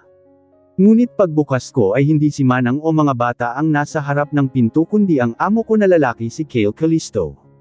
Mariin itong nakatitig sa akin. Nakapantulog na ako na damit kaya inayos ko ang damit ko lalo at lumihis ang nasa balikat ko. Ano po iyon, Mr. Callisto? May kailangan po ba kayo? Walang kabuhay-buhay ko na tanong. Can we talk? Talk for what? About what happened this morning, sambit niya na siya namang titig na titig ko sa kanya, kung bakit siya pumunta sa kwarto ko. I'm sorry. At bakit sa akin ka po nagsusorry? Matigas na tanong ko sa kanya. Do you? I did. Nagsorry na ako sa mga bata, and we are both okay. Pilit kong pinapasok sa utak ko ang salitang sinabi niya. Sincere ba ang sorry mo? Nakita ko ang pagkalito sa kanyang mga mata sa tanong ko. What do you mean? Of course, I apologized to them and we're both okay na nga, and why I'm here because I know, I made mistakes with you too. Wala naman akong pakialam kung hindi ka humingi ng sorry sa akin boss. Dahil una pa lang hindi ka sa akin dapat mag-so-sorry kung di sa mga bata, sa mismong anak mo, kasi sila po ang nasasaktan sa ginagawa mo kaninang umaga. That's why I'm asking you kung sincere ba talaga ang sorry mo dahil kung paulit-ulit lang din ang paghingi mo ng sorry but still you're breaking their hearts, masasaktan at masasaktan pa rin sila Boss Kale. Nag-sorry na nga ako. I already apologized. I said sorry to them na hindi na mauulit, don't you get it? Pabulong ngunit may galit nitong banggit sa akin. Hindi ko nga namalayan na nakapasok na pala siya sa kwarto ko at nakasarado ang pinto. Nag-sorry na ako kanina pa, ano pa bang sorry ang gusto kong patunayan sa iyo? Kinalma ko muna ang sarili ko dahil ayokong sumabog ang emotion ko noong na nasa kabilang kwarto lang ang mga bata. Na-sincere ang paghingi mo ng sorry sa kanila. Because you know what, Mr. Callisto, isa, dalawa o tatlong sorry pa yan pero paulit-ulit mo pa rin silang sinasaktan, I don't think so, sincere yung paghingi mo ng sorry sa kanila. Hindi ko sila sinasaktan and what do you mean by that? May nakita ka bang bruised sa katawan nila? Really? Oo tama ka, pwedeng hindi mo silang sinaktan physical, how about emotional? Nagtanong ka ba sa kanila kung meron silang bagay na gustong sabihin sa iyo? Nagtanong ka ba na handa kang makinig kung anuman ang gusto nilang sabihin sa iyo? Sorry and then what? You promised them to buy anything they want. Sa tingin mo ba, pera ang nagpapasaya sa kanila Mr. Callisto? Do you think naging mabuti ka ng ama sa kanila? Hindi ko alam kung bakit naitanong ko ito sa kanya. Mariin itong nakatitig sa akin, kitang-kita ko ang maraming katanungan sa kanyang mga mata na para bang marami pa siyang hindi alam tungkol sa kanyang mga anak at ako naman ay pinipilit na ipaintindi sa kanya ang kaibahan ng sorry na sincere rather than saying sorry na may kapalit. Anong ibig mong sabihin? Hindi ako nagkulang sa kanila Ms. Montaño, I work harder for my kids. I worked harder para mabigyan sila ng magandang buhay. Everything that they want, I gave it to them, did you hear me? Everything. How about time? Natigilan siya sa tanong ko. How about your time? Ulit ko. I wanted to, walang kasiguraduhan niyang sagot. Talaga lang boss. Think about it, gaano ba kahabang oras ang binigay mo sa mga anak mo? Kasing haba ba iyan ng oras mo sa opisina? Kasing haba ba iyan ng oras mo na kasama ang mga kaibigan, ka-office mate o girlfriend mo? Kilala mo ba ang anak mo? Alam mo ba ang mga pinagdaanan nila? Maybe, hindi ka nagkulang sa kanila sa pagbigay ng mga materyales na bagay, mamahaling mga bagay, but do you think, iyan ang bagay na nagpapasaya sa kanila? Paano kung, sabihin ko sa iyo na, hindi sapat ang mga bagay na binigay mo para lang mapunan ang pagkukulang mo sa mga anak mo? Are you questioning me kung anong klaseng ama ako sa kanila? Who are you para pagsabihan ako ng ganyan? Gilit niya pa. Mata sa mata, mariin akong nakatitig sa kanya para maintindihan niya ang pinapanto ko. Pinipilit ko rin ang sarili ko na hindi maiyak sa harapan niya dahil ayoko na umalis siya sa kwartong ito na hindi niya ma-realize ang mali niya. Boss, nagbigay ka pero kulang, sabi ko at mas lalong magkasalubong ang kilay niya. Dapat balanse, ilang buwan na pananatili ko sa bahay na ito, hindi ko alam sa iyo, pero alam mo, baka sa ating dalawa, marami akong alam sa mga anak mo, yes. I know that kasi nga kasama ko sila halos marami akong natutunan sa kanila. Alam mo ba ang favorite color nila, favorite food, mga favorite noon at ngayon? Alam mo ba kung ano ang mga pangarap nila? Naitanong mo ba sa kanila kung gaano sila ka-proud sa iyo? Hindi porket nakikita mo silang ngumingiti sa material na bagay na binibigay mo, do you think, iyan ang bagay kung bakit masaya sila? Maybe 20% of that, yes. I would say, yes. But alam mo ba kung saan sila masaya? Yung binigyan mo sila ng oras, kahit minuto lang. Kahit segundo lang boss, doon sila masaya. Gets mo? Tapos kaninang umaga, they are so excited to go down, to see you. Iyon na nga lang ang bagay na maging masaya sila for the whole day kasi family day nila iyon sa school, pero binawasan mo pa ang konting percentage na kasiyahan na yun para ilaan mo sa ibang tao. Kitang-kita ko sa kanilang mga mata ang lungkot boss, I saw how hurt they are. Paliwanag ko sa kanya ngunit hindi ko maiwasan na tumakas ang luha sa aking mga mata at nakita niya iyon kaya agad ko itong pinunasan gamit ang palad ko. May sakit si Jeniza kaya dinala ko sa hospital. Mali pa rin ba ang ginawa ko? Natawa ako sa rason niya. Honestly, no but I would say yes this time. Kasi nakikita ko na mas mahalaga siya sa iyo kesa sa mga anak mo. Maraming paraan boss, maraming paraan sana. Dumating lang siya galing sa ibang bansa pero mas marami ka pang nilalaan na oras sa kanya. May mga bagay na hindi mo alam boss, lalong-lalo na sa mga anak mo at lalong-lalo na sa partner mo. So, you are saying na masama akong klaseng ama, sa mga anak ko. Umiling ako sa tanong niya. Kasi hindi naman siya masama. No nagkulang ka lang boss, kasi di ba, ikaw iyon ikaw dapat ang malalapitan nila kapag masaya sila, lalo kung malungkot at takot sila, na ibigay mo man ang mga material na bagay pero hindi naging sapat yun. Dapat mas mahaba ang oras mo sa kanila lalo at lumalaki na sila. Nariyan ka dapat sa kanila lalo at wala na ang kanilang ina and I'm sorry for that, you know what? Natutunan ko boss, na hindi porket lalaki ka at ang obligasyon mo lang ay magtrabaho para bigyan sila ng magandang buhay. No, biniyayaan kayo ng anak pero hindi ibig sabihin na hanggang doon lang dapat kayo. You must know kung anong obligasyon ba dapat ang kailangan mong gawin. Tapos ngayon, papasukin mo ang bagong relasyon, paano kung magka-baby kayo ng girlfriend mo? Kulang nga ang oras mo sa mga panganay mo, paano ang kasunod? Mahabang paliwanag ko, pait akong ngumiti sa kanya. Your children love you? Huwag mo sanang ipaparamdam sa kanila na wala kang oras sa kanila, deserve din nila na mahalin at alagaan at ikaw ang unang gagawa hindi ibang tao. Hindi na siya nakatitig sa akin kundi sa sahig, maybe he realized his mistake. Dahil sa ayaw at gusto mo. Kayang-kaya ko silang kunin sa buhay mo, matapang kong sabi na siyang kinaangat niya ng kanyang ulo.